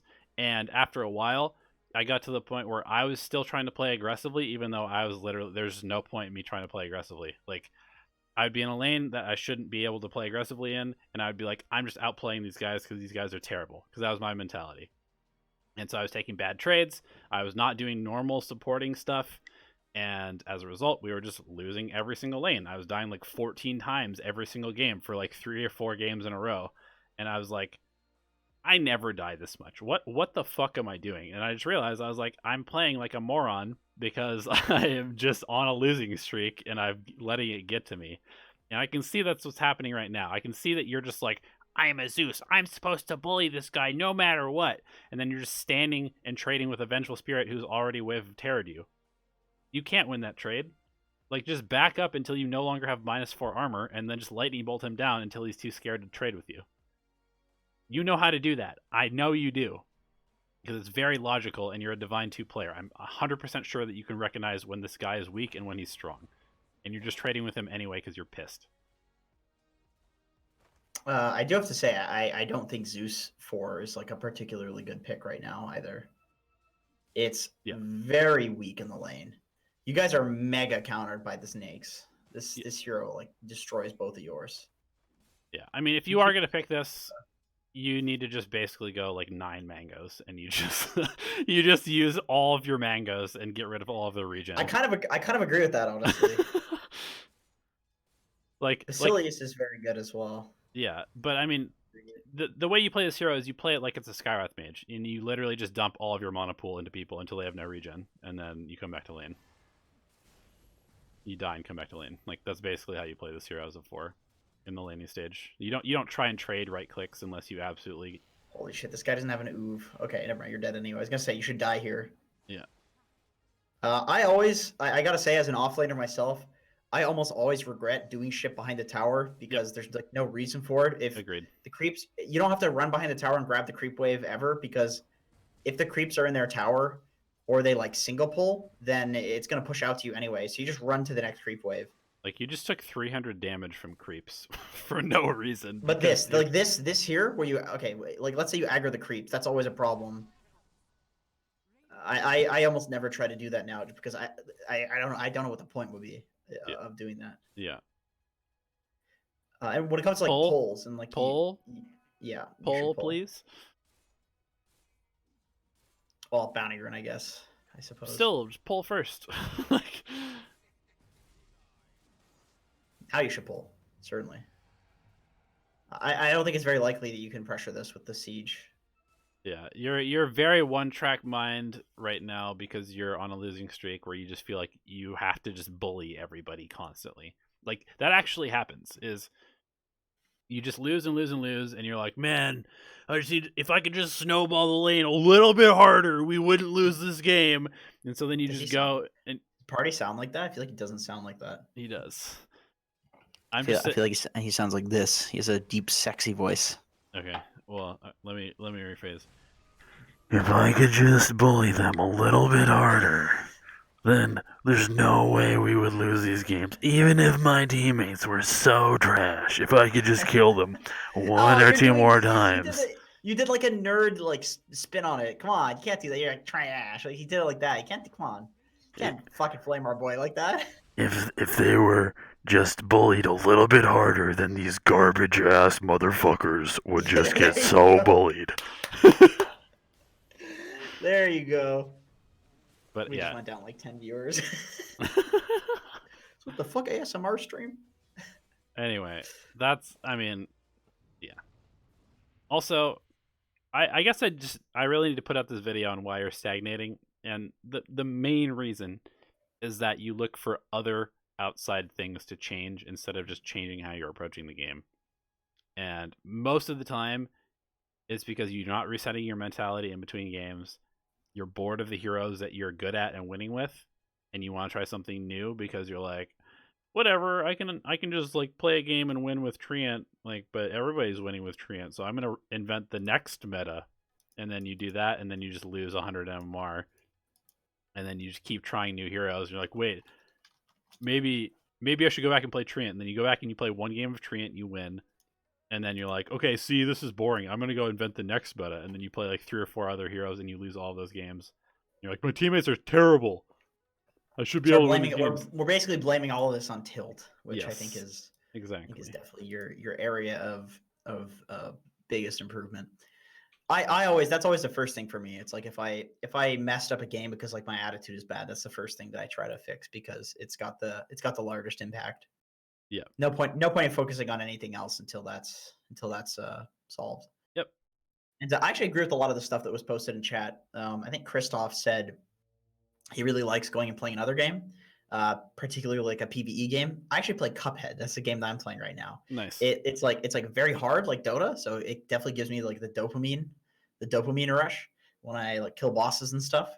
But it's there's no players, there's no toxicity. Like I can only blame myself Also, like I definitely have played like Diablo in the past because it's just so easy, Mhm. or WoW, or just something like that. Just some really easy game. I know Donnie, you played like card games, you've played like Gwent, you've played Artifact, Rest and Pepperonis, but Sometimes, there's other games that are way more chill you can play. yeah, I think I've made a mistake also recently of playing another very competitive game. I'd go play like Apex or Halo, and I would just like tilt even more because I'd lose because I'm Yeah. way worse at those games than I am at Dota. Newsham actually just recently quit Apex. Well, okay, I think he's back to it now, but he quit for a while because he was like, I was enjoying Apex because it was really fun, but then he got to a rank, got to like the second highest rank, and he's like, now it's competitive and it's not fun anymore Right. because everybody tries really hard and does like the really bullshit strategies. Yep. But it was fun when everybody was just running around like blasting each other. Yep. Yeah, it's always an issue. Getting good at a game. Yeah. It's a problem. There's been actual times where I will literally go chop wood if I'm super tilted after a game. Like, is that what you call masturbating these days? No, Donnie? I'll actually chop wood. I have an axe, okay. and I have some wood outside of my house from trees that fell over when we had a giant snowstorm last year. Yeah, I rub wood whenever I'm frustrated. And I will actually go take my axe and just like chop wood as aggressively as possible, and just imagine my teammates as the log. All right, I sure. Yeah. I chop my log too. Well, yeah. I mean, it's fine. I'm glad to have your approval. Wait, I'm just living in the wait, suburbs, having a garage. wait, What? was that a sexual joke that you were trying to make that just went over my head? No. Okay. No. Because last week you accused me of making a sexual joke and I wasn't, so I just want to make sure that we're on the same page. No, I wouldn't do that. Okay. I wouldn't do that. Like, I don't think you would do that either. Right. So I feel like we have very similar ethics. Agreed. Just in general. It's like I wouldn't murder babies, but I'd definitely murder some puppies. Like, very similar to you. Like, that's what you told me last night. So while we were having pillow talk. What's happening right now? That's also what you told me last night. And I said, go back to sleep. Do I need to drug you again? Oh god, I'm gonna get us bad. Oh no. All right. So this is Injective. He says, Winter Wyvern, getting back into some games. This was ultimately a win, but definitely didn't need to be so difficult. Trying to focus on my first 10 minutes still. I'm sure there's a lot to talk about. All right, I'll be right back. You can talk about his first 10 minutes. You're a 5, Donnie. Okay, let's do it. Yay, you have a Ricky in your lane. Oh, wait, that's awful.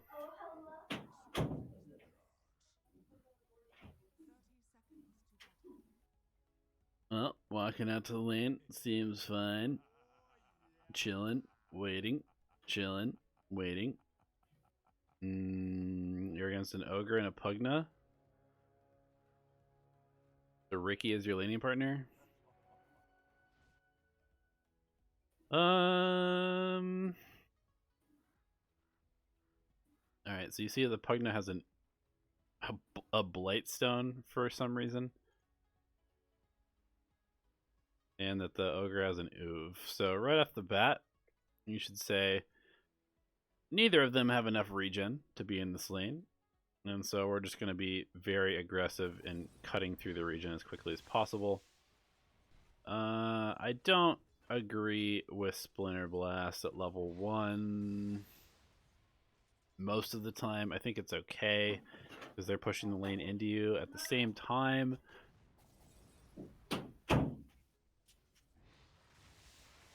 I don't like just like randomly blasting the wave. I think you should be blasting the wave if it's going to secure a range creep. God, and that also was harass. diarrhea. But I definitely don't think that you should just constantly be blasting the wave. That doesn't seem good to me. Gonna go ahead and unmute my mic. There we go. Hey Donnie, I'm back. Hey, what's up, man? How are you doing? Just hanging out. Just took a leak. Nothing else. Sure. Didn't have any bowel movements or anything. Just a leaky butthole. That's all. No problem. No. Well, you would. I mean, yeah. There's no reason you would ever think that. So. No, definitely not. I mean, just hanging out. Yeah. Hanging out. Anyway, so I think that basically feeding your Ricky regen and then just trying to secure last hits on the range creep with your blast, or if Pugna decreps him, you can also use Splinter Blast secure range creeps. And then in this lane, you probably just single pull and double wave them, because otherwise they're just going to shove the lane into you.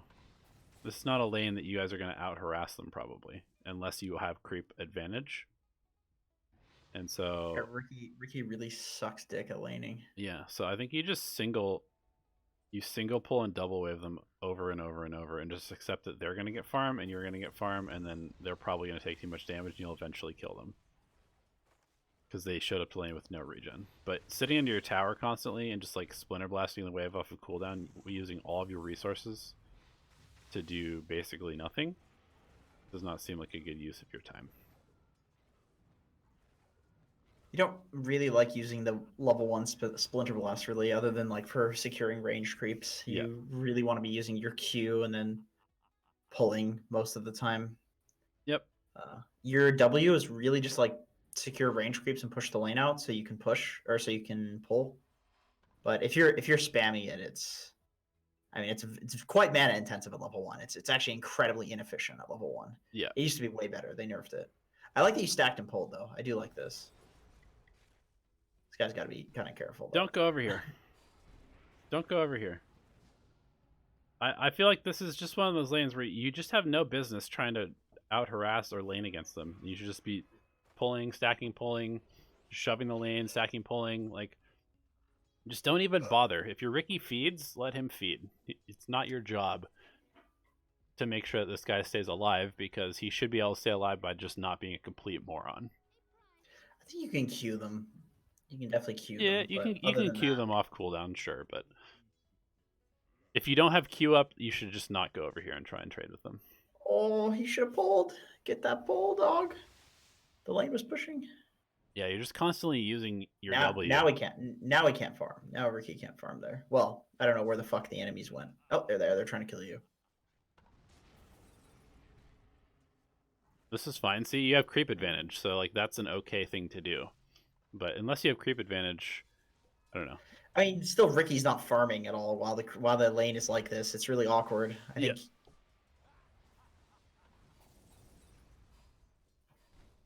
Yeah, you guys are just slowly losing this lane. Winning or losing, you're just kind of like randomly trading spells and nobody's pulling. Like, once again, I just think you need to be like constantly chain pulling. Yeah. Like kill attempts and harassing. That's something that should not be happening as frequently as this. I think that should be happening like only when is this holy shit, he died. Nice TP. I like the TP. Yeah. Get to farm the lane now. Yeah, this is why it's a nice TP, is because you actually get a full wave of experience. And you get the experience from the Huskar too. Yep, pretty good. Now pretty you're nice. level 5. This is how you scale as a 5. Is by showing up slightly late for fights and cleaning it up. Wink, Pretty wink. nice. Yeah, pull this shit. Pull this shit. Get that shit back. Don't help your Ricky. Call him a moron. Yep. Tell him to stop getting himself killed. Yep. It's good that you defend the tower. Yeah. Unfortunately, your Ricky is not a hero that can go farm jungle, because right now, if this was any other hero that had jungle capability, you just say, go away. Let me hold this tower forever. And don't ever come back here. Well, Ricky should be ganking. Like, he should be running out other lanes. He should be going and farming bot. He should be trying to get a kill on the Huskar with the Zeus. Yes. So like Ricky can do other things. Wyvern really just wants to set up here and push the tower. Like, what's going to happen is Ricky's going to sit up here. He's going to be decrept and queued by Pugna. Yeah. Over and over, and then just have to leave the lane anyway.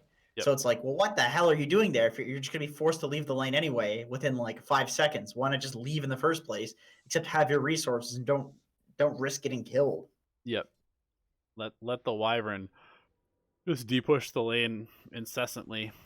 Delay the Pugna's ability to move around the map. He's getting owned and has to press the spells to get away, and he's losing his tower anyway. Yep. If only there was a hero who could push this lane out. So that way a core wouldn't have to do. This is the thing. It's like cores think it's like greedy to do this. It's like, this is my lane, but it's actually not greedy. You're letting yourself get fucked. You're like, this is the non-greedy place to be. The greedy place to be is in the jungle or killing somebody else or getting way more farm. Not having 34 CS at 10 minutes because the enemy team can just constantly kill you, like threaten kills on you. Yeah. Now Zeus rotates. Damn, dude. Take that invite. No. Okay. You dead. Zeus rotates, Huskar Okay. rotates, TP out, space created, cool. Yeah, I mean, you need to just tell your Ricky, just like, stop going top. Go anywhere but top. Get out of this lane. Once again, it's like definitely not greedy to sit in a lane getting owned for like 10 minutes. It's definitely the opposite of greed, but people like are so insistent on getting the creep gold that they'd rather do this than go. This is the one situation where dumbasses don't want to go jungle. Every other situation, like they're stuck in the jungle, except for this one where it would actually benefit them to go jungle. Yeah. Dota players are wild beasts, man. Yeah, I would actually, at this point, because this Ricky just won't leave, I would just start splinter blasting this wave. I would just take all of the farm. I would force him out of the lane by being quote unquote toxic, because he's actually being a complete fucking moron. I agree.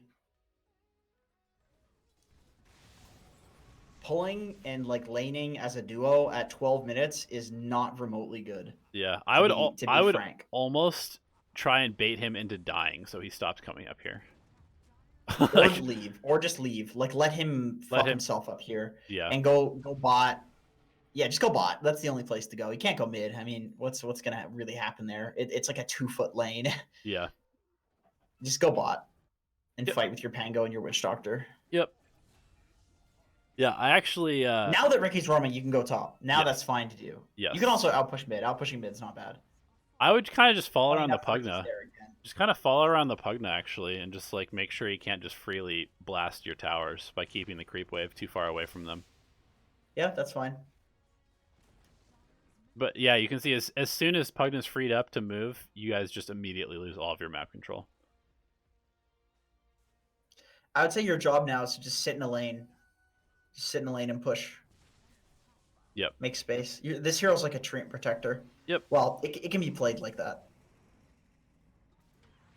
Also, feel free to use your curse to set up on people. I saw you do it before. I don't know if that was intentional or you think that you fucked up, but that wasn't actually a fuck up. That was really good. Yeah. Do it again. Like if the puck lets himself get out of position like that, just curse him. Ricky can cloud or Pango can roll. Yeah. Or Witch Doctor can cask. Yep. Definitely set up on the puck. You could set up on the lone druid if the bear's near him, or you can also use it defensively, like in a team fight. I think one of my favorite things to use curse for is enemy carry BKBs and jumps on my support next to me, or like the mid, anything like that, and you just curse them and they just sit there for 5 seconds, and then your team wins the fight around them, and they just waste like half their BKB sitting in your back line doing nothing. Even if there's nobody around them to hit them, like you don't need to do damage with curse. You can just make them sit there for 5 seconds with this amazing spell. So, like if Huskar dives your Zeus, just curse the Huskar and he just sits there, and then your Zeus walks away and everything's fine. Yeah. It's actually not that long of a. Like it looks like it should be long, but curse really doesn't feel like it's a long cooldown. It's only like a minute and a half. Yeah. And it lasts so long, and you always use it to like disengage fights or take really good fights. So usually the enemy team will have things on cooldown too, like at least TP scrolls. Yep. That's the thing, is like the cooldown's about the same as like a TP scroll cooldown, and you're usually using a curse when somebody's TP'd somewhere. So a lot of the time you can just curse, and there's like very little punish to using the curse. Nobody's ever like, "There's no winner's curse. Let's go push." Right. That's pretty rare. That's pretty rare where that happens. You guys have a pretty tough game because you have no real carry, and they have 3 extremely good hit your towers heroes. So yeah. Jeez, you have like he's snowballing Huskar, Lone Druid, and Pugna as the other 2 cores. Yeah, the chances you guys Spooky. make this game last long enough for your Ricky to become relevant is like very small. Yeah, they have a very, very good early game draft. I think that this would be an okay play. Oh, it is. It is an okay play, actually. You took 4 of the heroes away from the Huskar who went in and died. I think that's actually fine. Yeah, it's good.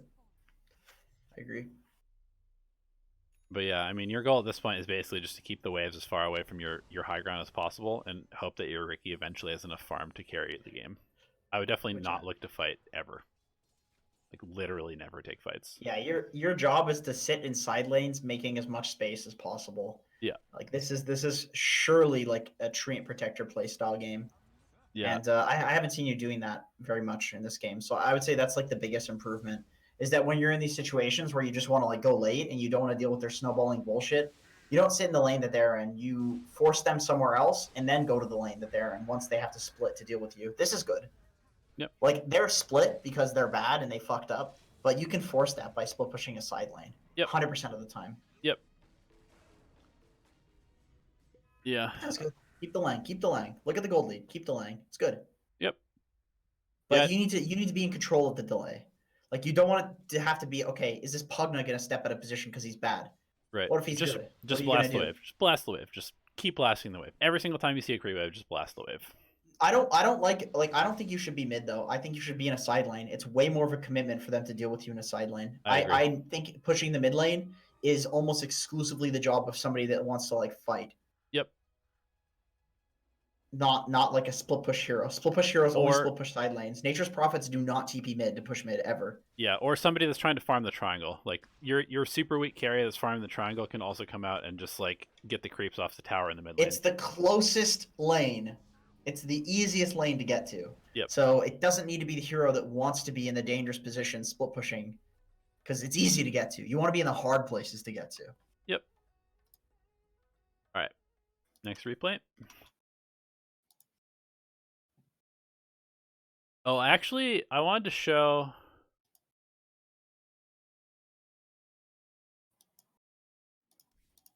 I guess it's not really that important, but I kind of wanted to show this game just real quick because we were talking about how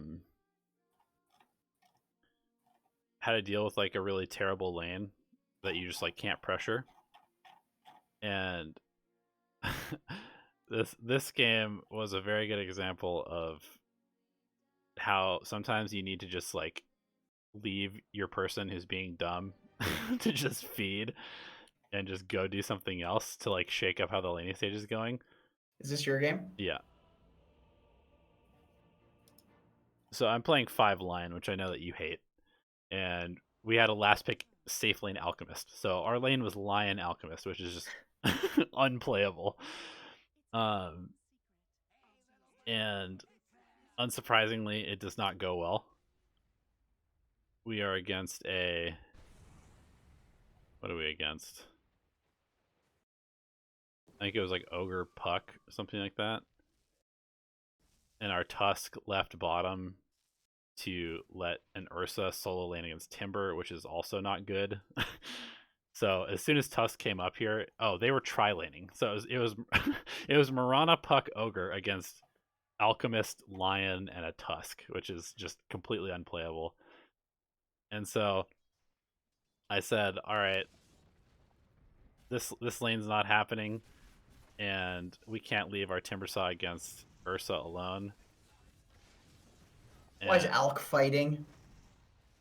Why? Yeah, so we lose 3 kills to them, and I just say, all right, I'm going bottom. And if anybody goes top, they're dumb. So I go bottom, I try and gank mid, doesn't work. Then I go back, try and gank mid, force people to go mid. Now there's people leaving the Alchemist alone. Basically, it's just like, I'm just creating chaos because their Alchemist is just in the jungle farming. So then I go bottom. My TA is pinging me incessantly right now. My Alchemist is pinging me incessantly. Why aren't you laning with me? Help me. We go bot. We mess up the Ursa's lane. We kill him. Okay, cool. People are just feeding mid. What's the point? Get the bounty runes. Go back bottom. Try and kill the Ursa again. I'm just... Basically, what I'm trying to demonstrate is you just need to go to the lane that is the strongest out of the 3 lanes that you're losing right now and try to make it strong enough to win the game, or at least draw people away from your more important heroes. Like in this game, the importance of our heroes is Alchemist, then TA, then Timbersaw, then Tusk, then me. And if I can do anything that puts people away from the Alchemist and the TA, I'm doing the right thing as a support. because we're just getting completely steamrolled in terms of kills. But you're gonna see like, okay, we pressure the Ursa. Now Mirana's down here. Okay, Ogre is mid. Is anybody killing our Alchemist? No. Alchemist is free farming. Puck shows up bottom. Hey, look, cool. Nobody's touching our Alchemist because I left at 2 minutes into the lane instead of playing a terrible lane and went somewhere else.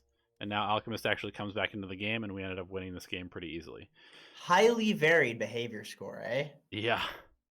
What's going on there, Donnie? I've got pretty low behavior score. Like I said, Let's see it. I'm getting reported a lot from people just saying that I'm not playing the game correctly. Show me your behavior score right now, Donnie. All right.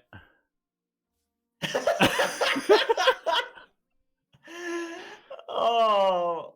Gameplay reports. These are all from me split pushing and not showing up for shitty fights. Literally every single one of these.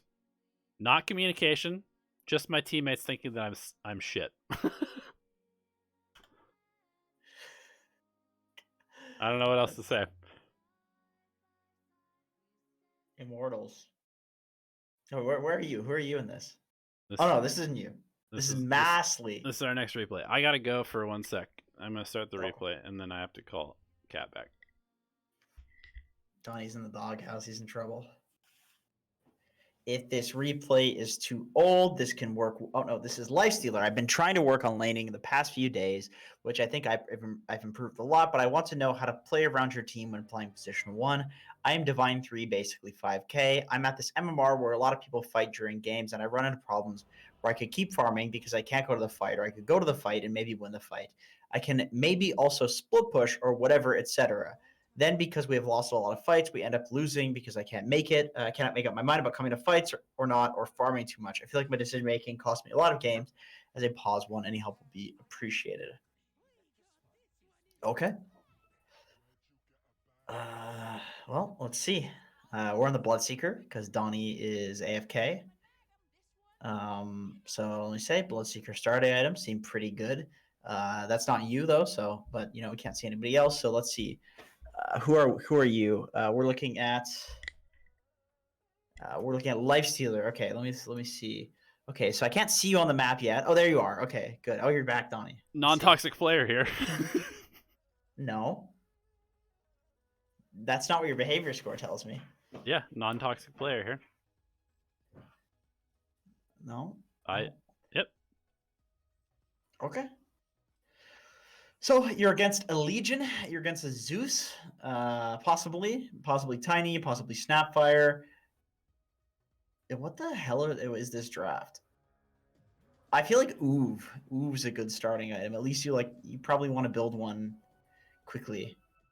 What, it's like mid Bloodseeker? Something like that, yeah.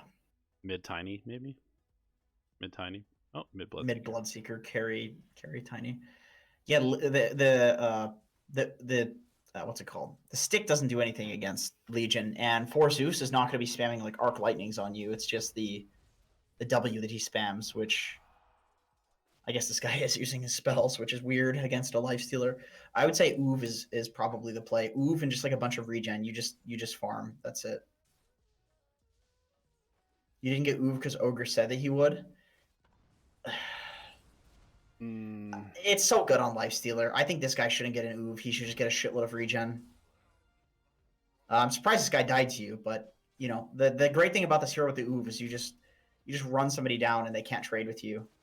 Yeah. And they die just like that because you're 330 move speed. I see everybody going Oov on Lifestealer. Do you think you should go boots this early? Boots are fine against Legion. They're fine against chasing the Zeus down. I think Oov boots is like the play. Oov is Orb of Venom. It's just an acronym. It's the actually the correct use of the word acronym too, because it's pronounced as it's spelled, even though it's just letters representing the words. There's another word for like CTV and TV. Like you don't pronounce that tv. That would be an acronym. So people always say acronym when it's actually wrong. Let me look at what the other word. I think it's symbolism, or something. No, not symbolism. Let me say acronym versus initialism. Initialism. That's what it's called. And TV's an initialism. Anyway, Get new. Wait, you don't say Tuv? No, I do say tuv. I was saying that people should start saying tuv. Tuv. Tub? Tub? Terrorblade? Yeah, Tuv. Go gank the Tuv. Symbolism. That's so wrong. Yeah, I think Oof. I think boots are good. Buckler against the LC possibly. Yeah. Also, use that courier, man. You had the boots sitting on the courier for over a minute. Like, get that net worth to your lane. Somebody's got to pull, and if it's got to be you, it's got to be you. Go pull. Okay, this guy's pulling. Cool. Oh, never mind. He fucked up. Yeah, somebody's got to pull. I would say don't go hit this easy camp if that's what you're going to do. Oh, my monitor turned off, so I can't see what's happening. He walked back to get his courier because he was low. Dude, my monitor... What is going on here? Excuse me? You are $100. Don't fucking break, man. If you're going to break, it cost me like $10 or something. Come on. By the way, I went on a little CCNC flame spree today where I listened to like several of the clips of him flaming people, and it was really entertaining. He's such a poet. He is a savant. I think we should actually listen to one right now. Okay. We'll do it after this replay. I don't want to mess up this replay review. Well, it's already messed up, so no, it's not. It's doing fine. Okay. Did you have any specific questions? Oh, let me check. That's a good question. So he said, I'm at this MMR where I run into the problem. So basically, he's struggling between like, do I not show up to fights? Do I keep farming? I think with Nakes, with this new build, it's like more often than not, you should be showing up to fights. Mm-hmm. You should be like infest bombing your Pango or your Puck. That's what should be happening almost constantly, like on every infest cooldown. Basically, you should be infest bombing people. It's not like a farming hero anymore, really. Yeah, I mean, in general, as a carry, you want to make the distinctions like, do I outscale them? If yes, then farming is fine, but if you don't, then fighting them is probably your only option. I think you can fight them in periods where like you don't have spells and you just aren't interested in fighting. Obviously, like that's fine, but right. You gotta look out when they have pretty good scaling and you have spells up. You know, you probably want to go use your ability to pressure to pressure. Yeah, I don't know. This is a fairly even draft, but I would be a little scared about going into them late game just because they have way better team fight than you. Bloodseeker's a problem for sure against your heroes. Nobody really deals with him well. Snapfire Zeus is like, who do you actually try and go on? But he's very killable. Bloodseeker's very killable with like an infest bomb and the Puck in particular. Yep. Agreed. Even the Pango, you could maybe infest bomb the Bloodseeker as long as the Pango's like not insanely far behind and you aren't. I think like with Puck, Coil, until Bloodseeker gets BKB, you can infest bomb with 0 items and kill him. Mm-hmm. That's just how broken Puck is. You always want to look on Nakes to see like who the hero is that you want to gank and who you're going to gank with. Yep. Okay, so here's our first rotation to show up for a fight. So let's go back and look at this. This is kind of what he's asking about. So there's been a fight going on mid for the last like 2 minutes, actually. People have just been brawling mid. This looks terrible. I wouldn't show up to this.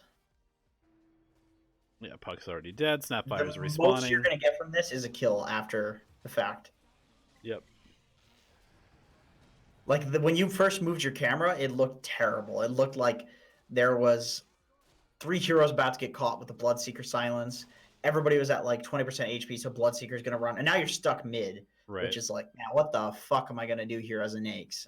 You're just waiting to get ganked. Also, even just the fact that it was over here instead of like over here. Right, exactly. Like if it was here and you're instantly in the fight, the TP is already way better. I totally agree. I totally agree with what you're saying. Like if it's behind your tower, it's different because you can catch them on the way out, and it's like it looks like it's a bad fight for them. But there, it's like that's just your team like diving too far. Yep. And who gives a shit if they're mad at you for not showing up to that? In my opinion. Yeah, I mean, I ever since I watched this replay of PPD and Mason coming back from a game where they both died 4 times in lane in the first 5 minutes of the game. Like legitimately, both of them died 4 times in lane in 5 minutes. And they came back into this game by only taking fights where they could instantly be in the fight as like with their TP. So they fought only on their shrine. Nowhere else. They waited until the other team went onto their shrine and initiated into a fight. PPD died, bought back instantly back in the fight. Suddenly it's a 6v5 and they won.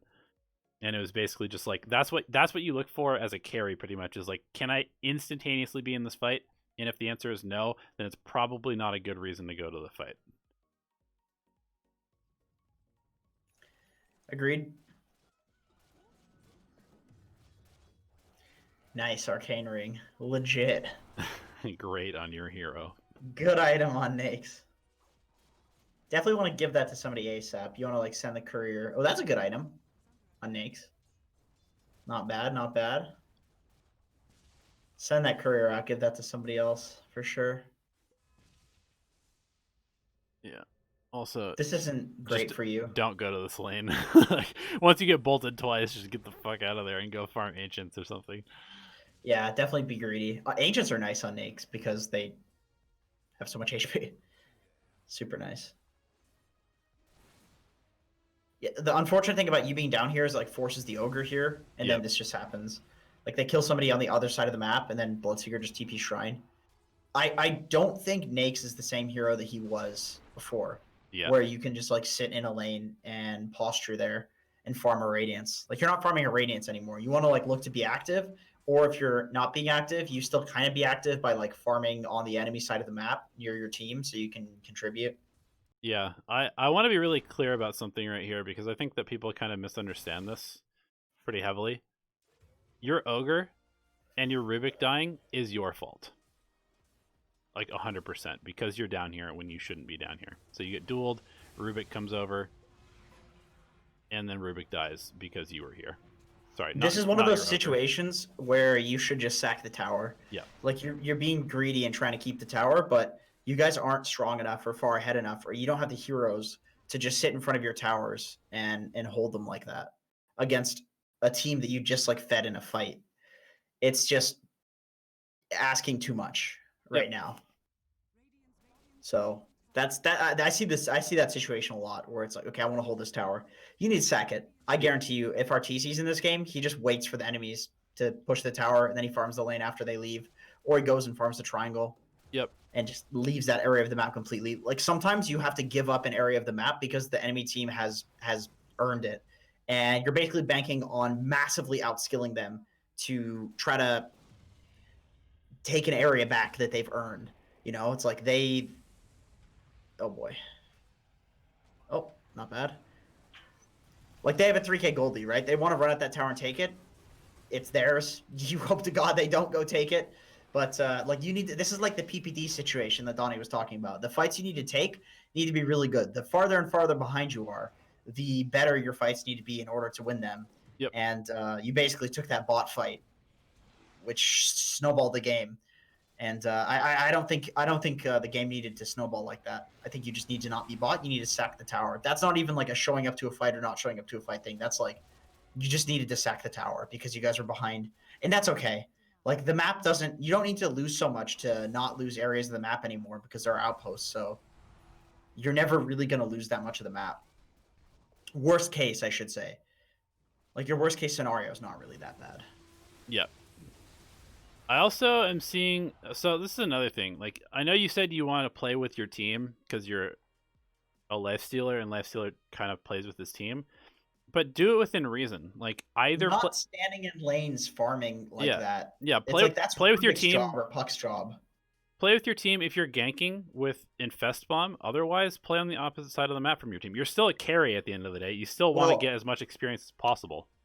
You don't have to play. I think, yeah, like, playing on the opposite side is good on like any carry, but you can also, like, if you want to be near your team and you really think like the way to come back is fighting, maybe that's your judgment call. Maybe that's not mine. Maybe that's not Donnie's. That's still a fine thing to think. Like, if you want to fight, you're not the one that plays the perimeter of the area that you're taking control of. That's Puck.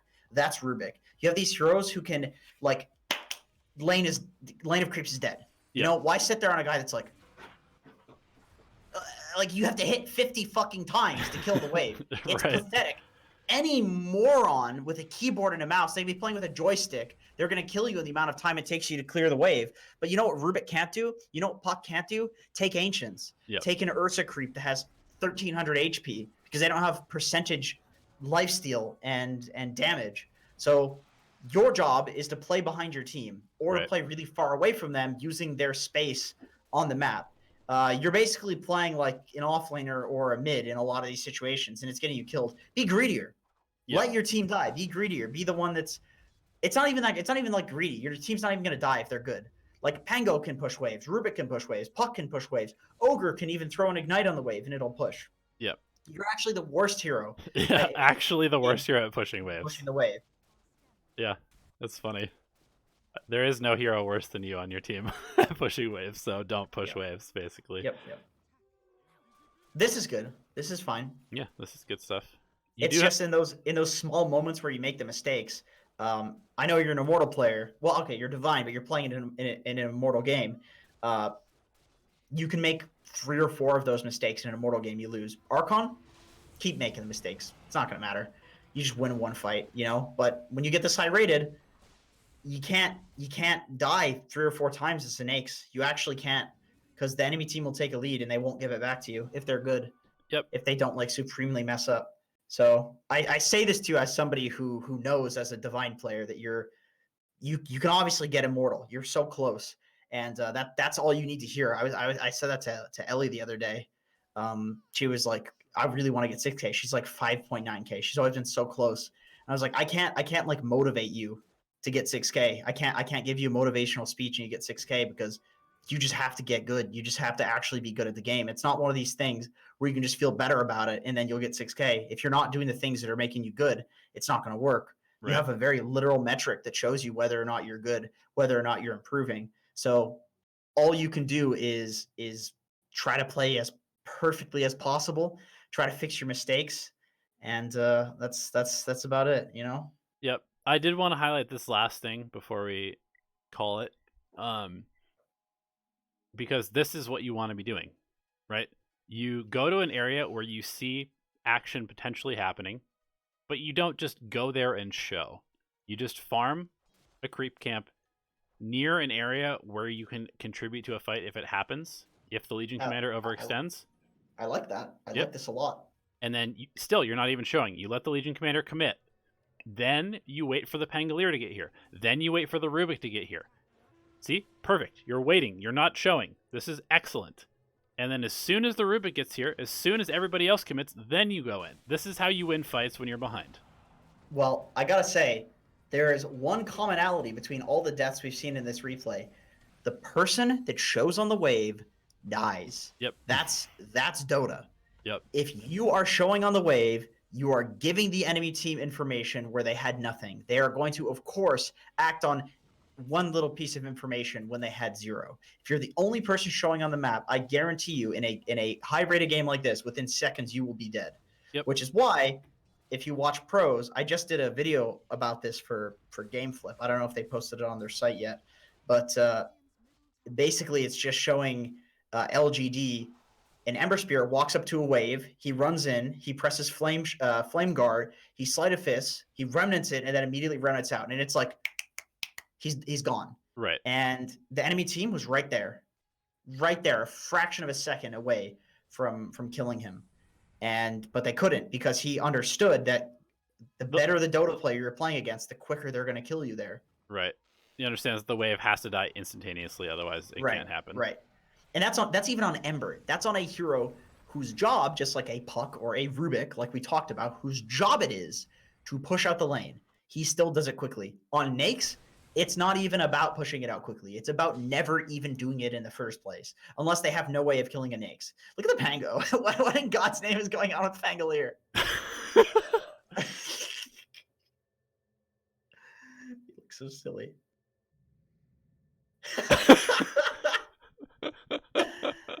Oh my God.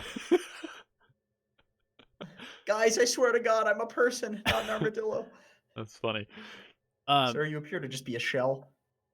So here's the counterpoint to the good play that we just saw.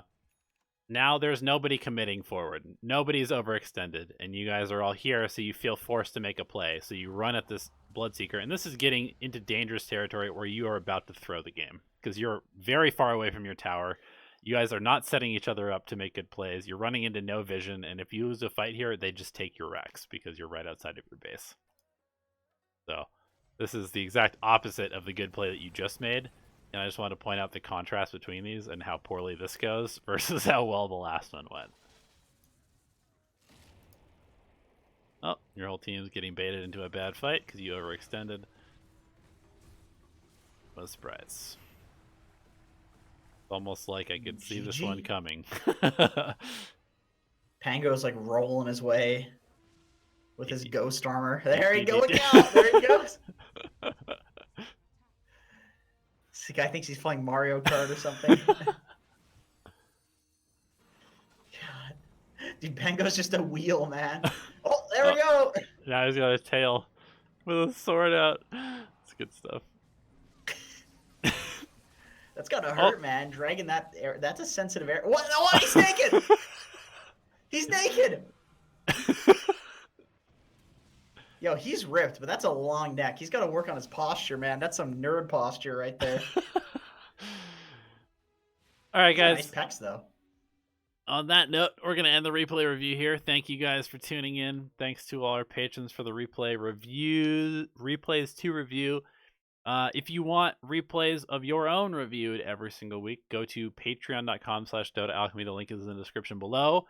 Join the replay review tier, and you will get yours in this show where we will flame you if you're bad, but also you will get better, and you will like that part. So there you go. Will fuel your dopamine addiction. See you later.